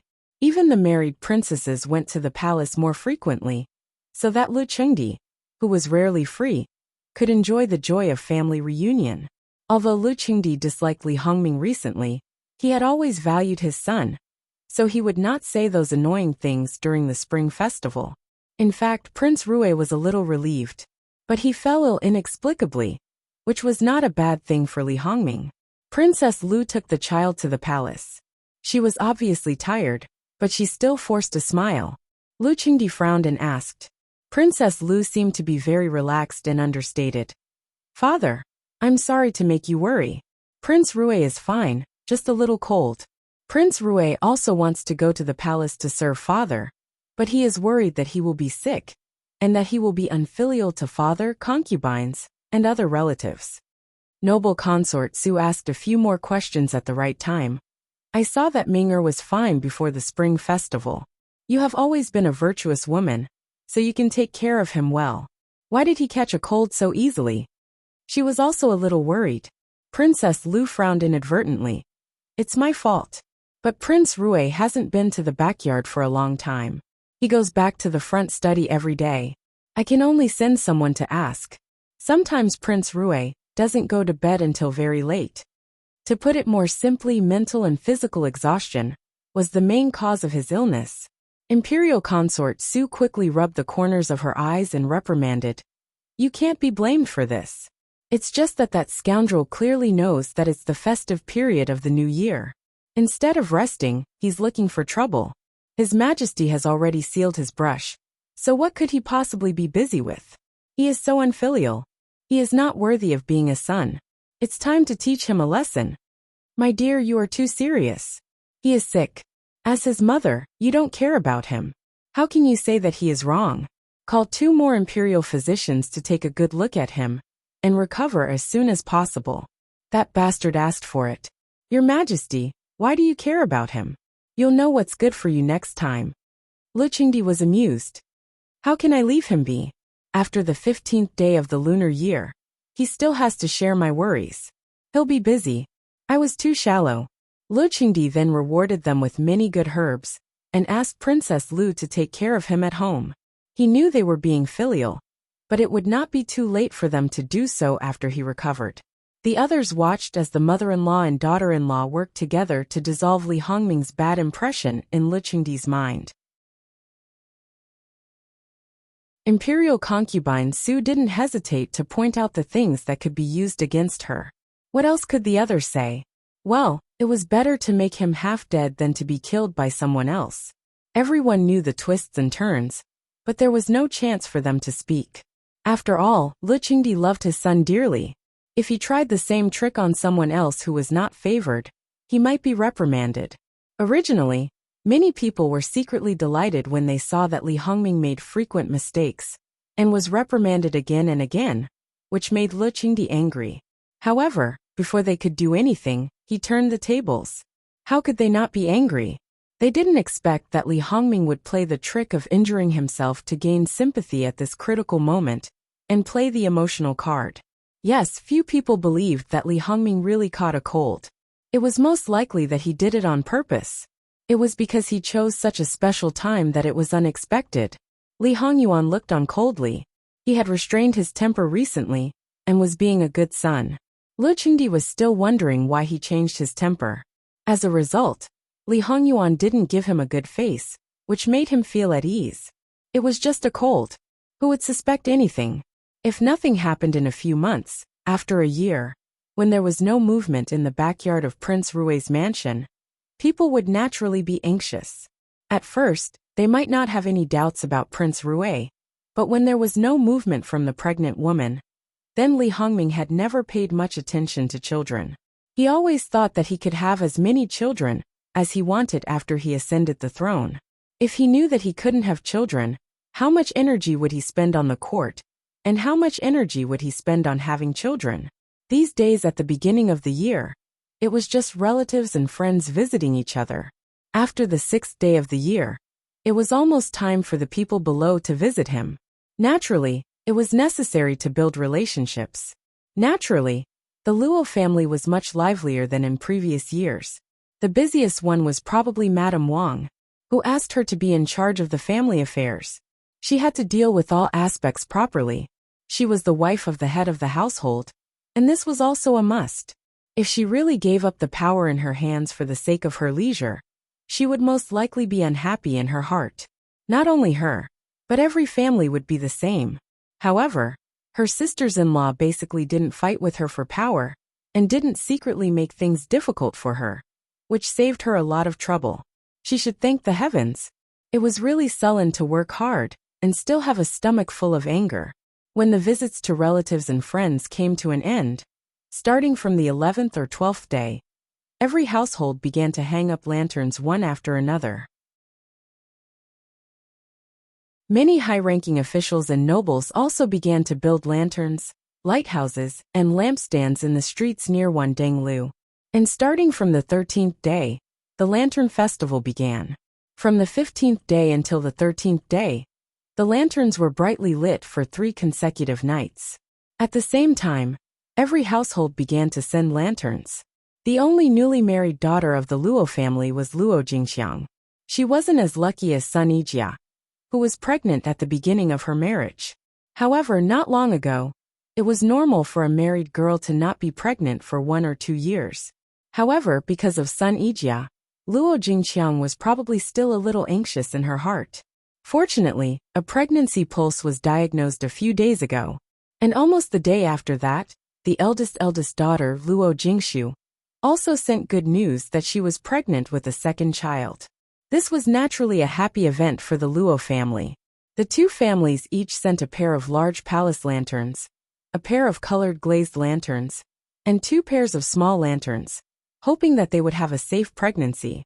As for whether the Luo family had infertile relatives or friends who sent lanterns as a sign of good fortune, Jingwan didn't know. And Sun Yijia naturally also received lanterns from Duke Ding's mansion, which were sent by old Madame Sunday. On the 15th day, not only the younger generation went out that night, almost the whole family went out. However, it was a pity that Sun Yijia still couldn't go out. It was about the next few days. That little guy could come out at any time. Luo Jingbo was naturally left behind. He didn't care. It would be better if he brought his wife and child with him next year. And Emperor Le Qingdi would also come out tonight, bringing the concubines, unmarried princesses, and unmarried princes to have fun with the people. After eating all kinds of glutinous rice balls, Jingwan dressed up like the elders. The route was different from the last Mid-Autumn festival. From the beginning, it was to avoid all kinds of diseases. No matter if the women were married or unmarried, they would walk together and cross the bridge when they saw it. As the saying goes, crossing the bridge to avoid danger and prevent diseases to prolong life. In the capital, except for some small bridges, there were probably only bridges on the river beside the 10,000 Lanterns Tower and on the moat. Because the 10,000 Lanterns Tower was in the city, it was far away from the moat on any side. Except for those who lived close to the moat, probably no one would deliberately walk there. However, because there were many women in the noble families, for a long time, both sides of the river were directly cleared. In order to avoid colliding with each other, the route was basically fixed. Jingwan held old Madame Luo's arm, and the rest of the Luo family next to her. They slowly moved forward with the big group, and it even felt like they were rubbing shoulders. In more than 10 years in Qiyuan, this was the first time Jingwan came into contact with such a dense crowd. Of course, it was not as scary as some special environments in her previous life. However, if they walked too fast, old Madame Luo's body wouldn't be able to take it. This was like a stroll, but it was just right. They walked a total of 5 bridges, and it took them about 2 hours. After crossing the bridge, the elders chased away the younger generation. They would either invite them to continue strolling, or find a place to sit and chew their teeth. It was their own pleasure. The most lively thing tonight was naturally the various performances. Dragon lanterns, lion dances, stilts walking, rowing. These were the most basic. There were also acrobatics, opera performances, and everything else. Everywhere they walked, it was abnormally lively. On the lanterns and lampstands of the various families, there were also performances. Compared to the performances organized by the common people, these performances were naturally more beautiful. It should be known that all the opera troupes in the capital were booked, and all of them were performing at the same time tonight. And, in this way, it was simply a different kind of competition. The troupe with the most people watching in front of them would naturally be the most popular. The final result was likely to directly affect the business of the troupe for the year. Jingwan was not very interested in opera, and she was basically stuck at the level where she could understand it. Yuan Xiaoqiao pulled her around 1 street, 2 streets and 3 streets. In her hand, Yuan Xiaoqiao forced a lantern into her hand. Yuan Xiaoqiao seemed to be particularly fond of the folk's acrobatics. She was in high spirits and walked faster than Jingwan. Then she accidentally got separated. However, Jingwan was not worried. After all, there was always someone by her side. Jingwan stood in place with the lantern and laughed. She is really full of energy. If such a person was always restrained by rules and regulations, she would definitely be very uncomfortable. Jingwan felt that this cousin would be very fond of the environment of her previous life. There were so many fun things, and no one would care about how she played. Jingwan jumped when her waist was suddenly wrapped around. She unconsciously turned her head and saw who it was. Jingwan patted her chest. "Your Highness, you can scare people to death. Can you not suddenly attack me?" Thinking about it, no one would do such a bad thing except for her. Moreover, Nurse Gong and the black and white beauties were there. Normal people would not be able to get close to her. Li Hongyuan laughed and scratched her nose. "You're so timid." "It's not a matter of being timid. It was a biological reflex." "Alright, it's my fault. How do you want me to apologize?" "There's no need for an apology. It's not that serious. Your Highness, just don't scare me next time." "There won't be a next time," Li Hongyuan promised her. Then, Jingwan noticed that many people around them were secretly looking at them. Only then did she realize that he was still holding her waist. It was because she was used to this kind of intimacy in private that she didn't think of avoiding him at this time. Her face was a little red. "Your Highness, let go of me first." Even if these people did not know them, being looked at with accusatory eyes still made her feel very uncomfortable. At times like this, she really missed her previous life. Li Hongyuan did not make things difficult for her. "You should have been gone for a long time, right? Are you hungry? Let's go get something to eat." Jingwan nodded. It was really a bit disgusting. Using his wide sleeves as cover, Li Hongyuan took Jingwan's hand and rubbed it with his fingers. Compared to Jingwan's delicate and smooth hands, Li Hongyuan practiced martial arts all year round. He drew bows and arrows and used all kinds of weapons. Naturally, his hands were much rougher. However, this roughness was not enough to scratch her skin. It was a bit numb. Jingwan struggled, but she couldn't break free. "Wan, this is the bottom line," Li Hongyuan said neither lightly nor heavily. Jingwan was speechless. Meeting such a domineering and unreasonable guy, what else could she do but compromise? Oh, Jingwan actually saw a street full of snacks. Moreover, it was this noble prince who brought her here. It would be a lie to say that she was not surprised. Jingwan originally thought that he would take her to a big restaurant nearby. Although this place was just next to the hall, it was relatively quiet. Moreover, looking at the people coming and going, she knew that they were all ordinary people. As the saying goes, everyone follows the crowd. Due to the difference in social status, there was no rich person coming here. Naturally, there would not be a trend. People of their class did not know about it. Even if they knew, it was normal that they would not come. "There is a restaurant here that sells delicious yuan xiao," Li Hongyuan said. Jingwan did not ask how he knew. "Since we are already here, let's try the other things?" In her previous life, Jingwan was born in a rich family. Before her family fell, she could be considered as a member of the upper class. Naturally, she had not eaten food from roadside stalls. However, later on she had tried it. Some of the food was still not bad. Li Hongyuan frowned slightly. He did not think that these things were not good. After all, in his previous life, there were times when he could not be picky. However, in this life, his food and clothing were the best. In addition, it was not necessary. He really did not like these things. However, when he saw Jingwan's pleading eyes shining under the light, he could not bear to refuse. In the end, he nodded. "Just try it. Don't eat too much." Jingwan quickly nodded. "Of course, I will just try it." This street did not look short. There were a lot of things. Even if she only bought some, it was unrealistic to eat from the street all the way to the end. Jingwan excitedly began to choose. The first thing she looked at was naturally the hygiene. She would definitely skip those that did not pass. Her stomach had been carefully cultivated for more than 10 years. It was estimated that it was already very delicate. If she ate anything that was not clean, the chances of her stomach getting a stomachache were too high. Speaking of which, these small vendors would occasionally see people who were dressed luxuriously. At first glance, they could tell that they were not ordinary people. However, they would often show a look of disgust. Even if they wanted to try something new, they would frown and pout. Sometimes, they would spit it out in one mouthful. Not only would they not pay, they would also smash the stall. As a commoner, they did not even have a place to complain. If they only smashed the stall, it would be considered good. If they beat up the stall, it would not be worth it. Based on the above, in fact, these people would not be happy to meet ordinary people. Instead, they would be worried, especially when there was a delicate young lady who did not eat the sufferings of the world. They might not have bad intentions, but they would always inadvertently bring trouble to others. Therefore, when she saw Jingwan came forward. She did not dare to boast. Instead, she was nervous. Jingwan was a little puzzled. However, she did not say anything.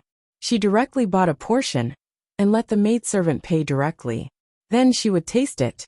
If it was delicious, she would eat more. If it was not delicious, she would let the maidservant hold it. In this way, she bought and ate at the same time. Occasionally, she would let a certain prince have a taste. Seeing that his face was full of disgust, but because she was stubborn or wanted to tease him, she would feed it to him. Every time, Li Hongyuan reluctantly ate it. Jingwan laughed very happily. There were only a few people who could make this prince compromise. Jingwan felt a sense of achievement. Perhaps it was because they saw that the people in front of them had sold their things and didn't attract any trouble. Some of the people in the back became a little bolder. When Jingwan came closer, they would even call out in a low voice. Speaking of which, when Jingwan bought it like this, it really brought about some small changes. For example, there was a kind of follower mentality in the world. Ordinary people, when they saw that kind of rich people bought it, they could not help but want to try it. And when she did not buy it, it would make people subconsciously feel that it was not good. Then, they noticed that she took one bite, and some took 2 bites. Usually, she would only let the man eat it after she took 2 bites. Did this mean that it was delicious? Then they bought it and tasted it. And it was really not bad. As expected of someone from a rich family, it was amazing. So much so that the small vendors who discovered this situation became bolder. They all hoped that their own things would be fancied. Because it was the Lantern Festival, there were naturally many people selling lantern dumplings. When they arrived at Li Hongyuan's lantern dumplings stall, the entire street was almost empty. Jingwan was almost 70% full at this time. Regardless of the fact that Jin Qinhuang had specially made a trip for this stall, she still wanted to try it. In fact, the tables and stools were wiped very clean. The same was true for other things. So she sat down and just happened to rest her feet. Soon, a small bowl of lantern dumplings was served. It was small and exquisite. Jingwan tasted one. Her eyes slightly brightened. It was really good. https://www.bicken.com/11/11807/6653334. HTML chapter error. Click here to report. No registration required. We will deal with it as soon as possible. After reporting, please wait patiently and refresh the page. Please remember the domain name of this book. www.bicken.com. Bicken.com mobile version reading website. Bicken.com.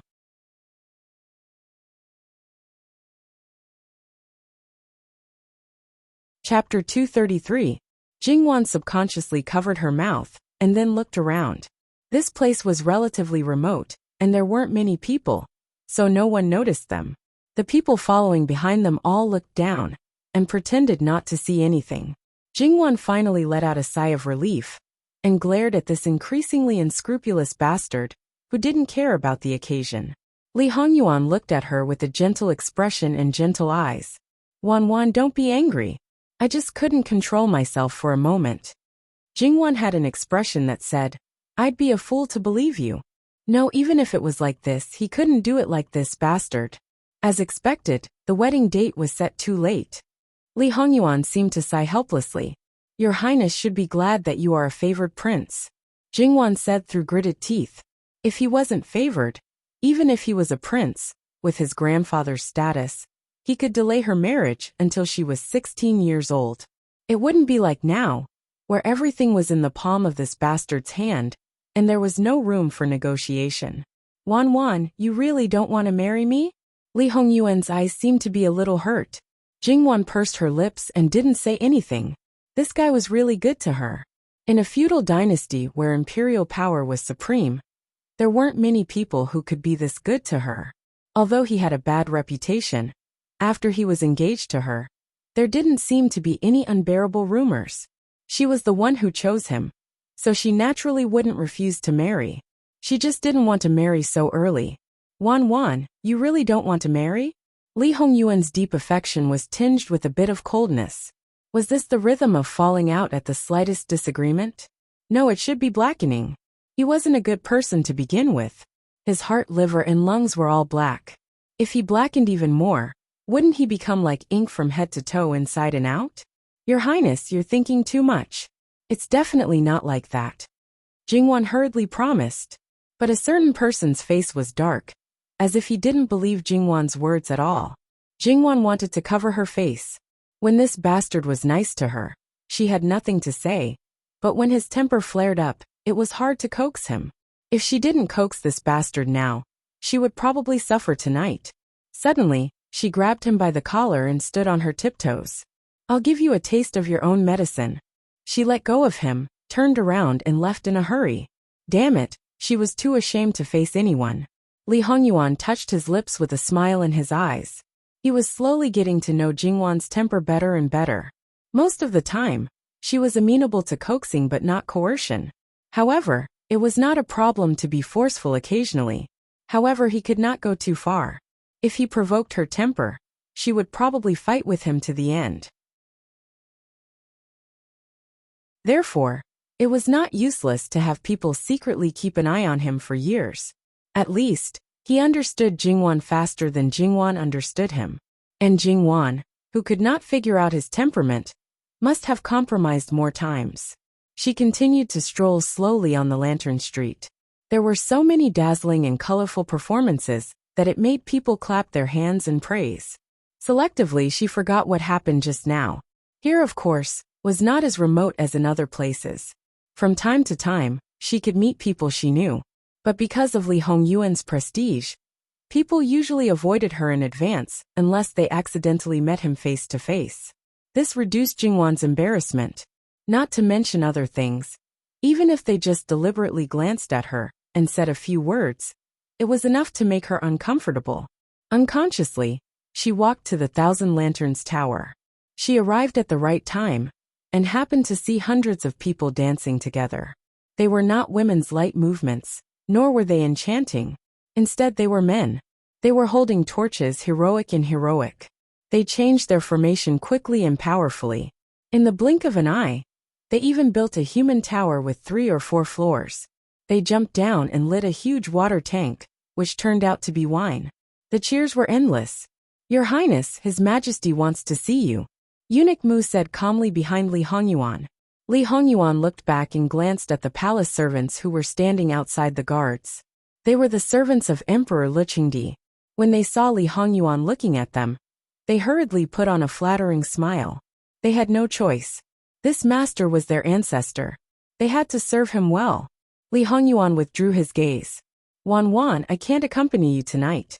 It's not early now. Why don't you go back and rest early? His father rarely went out to have fun with the people. In the past few years, he had nothing to do, so he just spent time on the side. The other brothers also did the same. This year, he had been absent all the time. Compared to him, some people felt unaccustomed. Jingwan didn't know what was going on. She just nodded. She had been out for a long time.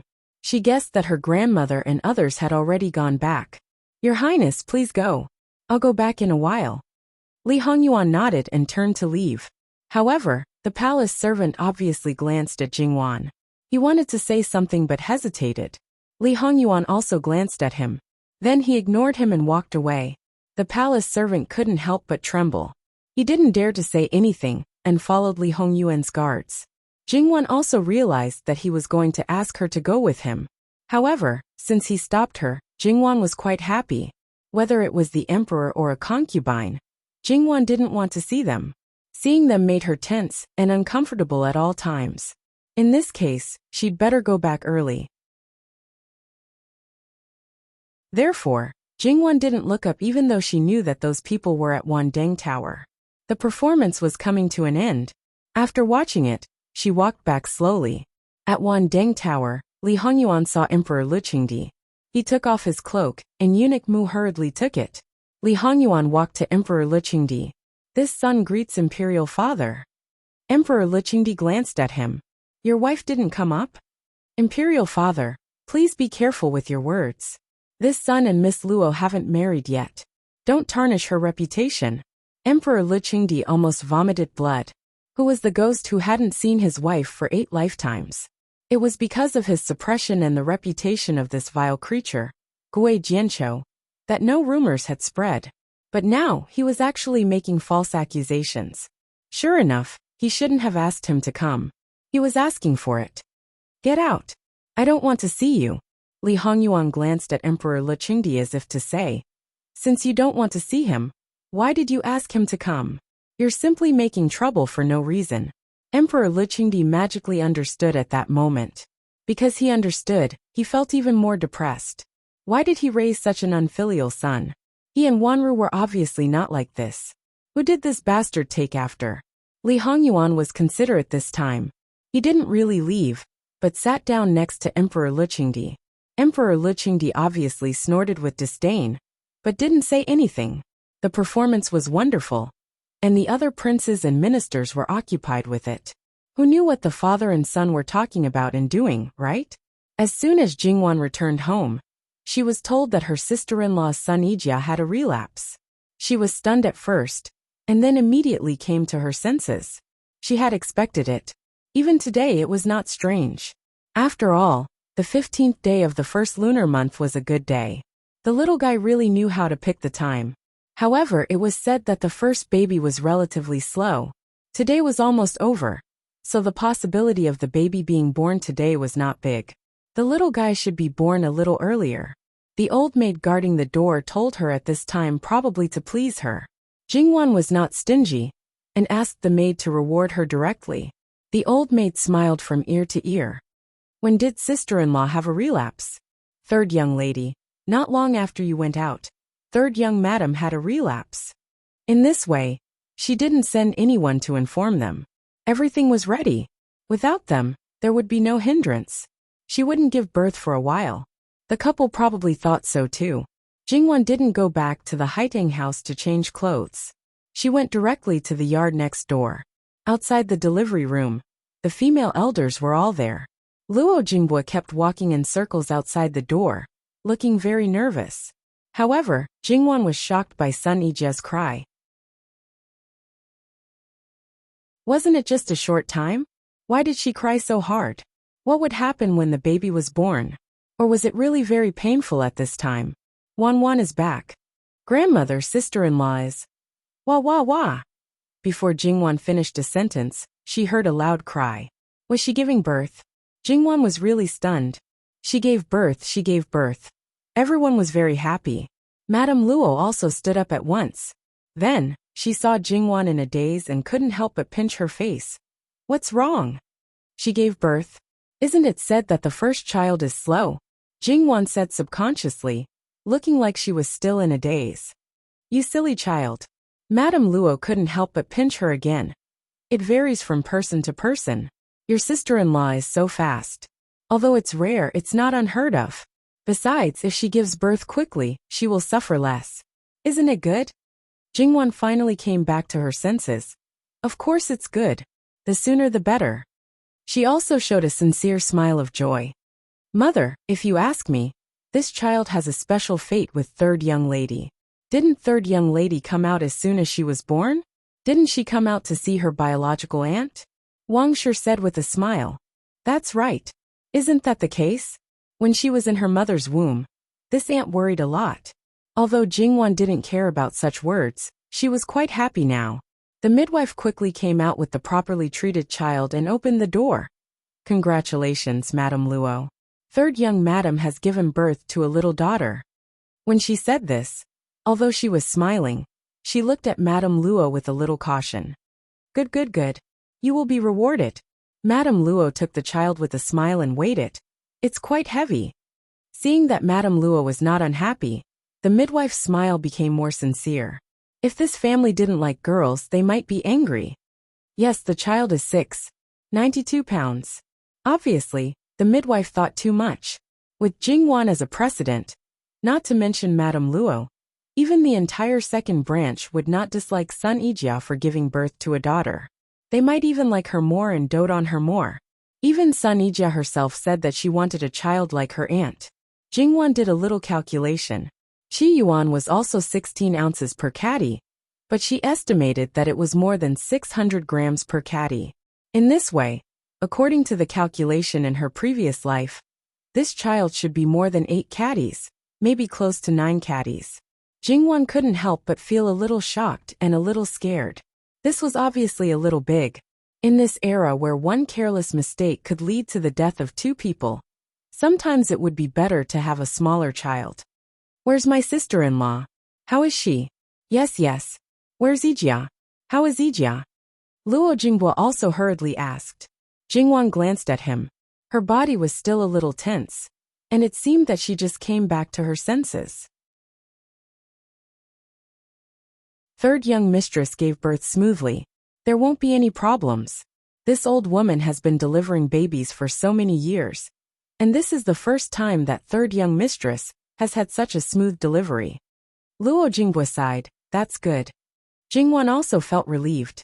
If something happened to the adults, it would be really. Madame Luo handed the child to Luo Jingbo. There was a saying that a man would carry a grandchild but not a child, but she didn't do that. This is your daughter. Hug her properly, and be close to her. Don't be like your old man who doesn't act like a father. Luo Jingbo was at a loss. He didn't know how to hug her. On the other hand, Madame Zhang, who wanted to hug her granddaughter, was at a loss. Her husband didn't act like a father, and she didn't act like a mother either. But at this time, no one was paying attention to her. Everyone's attention was on the child. Madame Luo carefully adjusted Luo Jingbo's posture and slapped his arm. Relax. The child will be uncomfortable if you're too stiff. It's still cold, and the swaddling clothes are thick. If it's summer, you can't carry the child like this. Luo Jingbo also wanted to relax, but the problem was that this was not something he could control. Third brother, let me hug her. Jingwan also felt a little itchy. Madame Luo took the child and handed it to Jingwan. It wasn't that Jingwan had never carried a child before, but this was the first time that she was carrying a newborn. So she was very careful and didn't make any mistakes. Ah, the little guy opened his eyes. Jingwan looked at the child and said in surprise, it seems that this child really likes you, his biological aunt, the most. Of course, Jingwan couldn't help but feel proud. After the room was cleaned up, Jingwan and the others went in to take a look. Sun Yijia was awake and seemed to be in good spirits. When Luo Shangshu returned to the Fu, he was very happy to know that he had a great-granddaughter. The next day, all the servants in the Fu received another reward. This was what Luo Jingbo and Sun Yijia had agreed on. They didn't necessarily need to express their concern for the child in such a way. Moreover, the child was a girl. No matter how their own family members saw it, in the eyes of outsiders, she was definitely not as noble as Sun Jinji, the eldest son of the eldest son. Even if the child was a boy, he would probably be considered inferior. If it was too grand, it would instead attract gossip. Moreover, the child was born at a good time. If the child's fortune was too great, it was best to keep a low profile. After the Lantern Festival, the inside and outside of the imperial court became busy again. Whether this undercurrent was surging or not, it had nothing to do with Jingwan and the others. On the second day of the second month, the dragon raises its head. At the same time, it was also Jingwan's birthday. She was 15 years old. According to reason, it should be done once, but Jingwan refused. She would be married in a month. The person she was marrying was a prince. At that time, it would be very grand. There was really no need to be extravagant now. It was simply extravagant and wasteful. Therefore, She didn't even invite her relatives and friends. She just held a small celebration for her own family. Jingwan received gifts from her relatives. Other people aside, Li Hongyuan's gift would definitely not be lacking. Jingwan expressed that her small storeroom was almost full. Jin Qinhuang, can you take it easy? When the time comes, these things will have to follow her. Moving things will also be very tiring. A certain person turned a deaf ear. On the 15th day of the second household's eldest granddaughter's 1 month old. Similarly, it was just a small celebration. The little guy was already wrinkled at the beginning and had grown white and tender. She also gained a lot of weight. Her small hands and feet were like lotus roots. She looked very cute and strong. Little Wangsher was very envious. When my child was 1 month old, she was far worse than this little guy. That child was just born a little worse. If she is raised well, there will definitely be no problem. The next day, Jin Qinhuang and Jingwan sent betrothal gifts. Generally speaking, the prospective bridegroom would personally send betrothal gifts to the female side. As a descendant of the heavenly crown, they would basically not personally send betrothal gifts. However, Li Hongyuan did so. The betrothal gifts and the nikalai were basically fixed. However, on the nikalai, Li Hongyuan did a good deed. No one thought that he would stop this time. Jingwan could only hope that he would restrain himself a little. However, when Jingwan saw the things, sure enough, she was still too naive. In Jin Qinhuang's dictionary, there were no such words as low-key and restrain. This time, Li Hongyuan did not find trouble with the Imperial Household Department. However, with the previous example, the Imperial Household Department did not dare to be the slightest bit careless. The things they used were the best. The quantity, other than the hard and fast rules, was doubled according to the last time. In the end, these things were sent to Jin Qinhuang Fu. Obviously, Li Hongyuan was preparing to send the gifts from his own Wangfu. The entire street where the Luo family was located, from the end of the street to the end, was filled with boxes tied with red silk. Looking at the gait of the people carrying the boxes, one would know that the contents were definitely solid. Some of the things that were not suitable to be put into the boxes looked ordinary. The most unusual ones were probably those 2 golden deer. Their skin was smooth and glossy, and their antlers looked sturdy and strong. It must be said that when the betrothal gifts were sent to the families of high officials and nobles, they would only use deerskin as a gift. Should it be said that Jin Qinhuang was indeed worthy of being called Jin Qinhuang? Such a big hand. When all the things were lined up in the front yard of the Luo family, they were packed to the brim, stacking up to 2 or 3 layers high. The 4 Quanfu Furans who came to send the betrothal gifts were all Li Hongyuan's elders. If they were not Qinhuang Fei, then they were Junwang Fei. When old Madame Luo saw this, the corners of her mouth twitched. When she received the list of gifts from the matchmaker, she flipped through it page by page. Old Madame Luo really wanted to ask Li Hongyuan, in your eyes, did our family treat Wanwan so harshly? Are you sending the betrothal gifts? Or are you directly giving our family's granddaughter a dowry? With these things, other than the furniture and the dowry, the Luo family did not need to prepare anything else? https://www.bicken.com/11/11807/6653336. HTML. Click here to report an error. Registration is not required. We will deal with it as soon as possible. After reporting, please wait patiently and refresh the page. Please remember the domain name of this book, www.bicken.com. Bicken.com mobile version reading website, mbicken.com. You're tuning in to the Earbook Haven YouTube channel.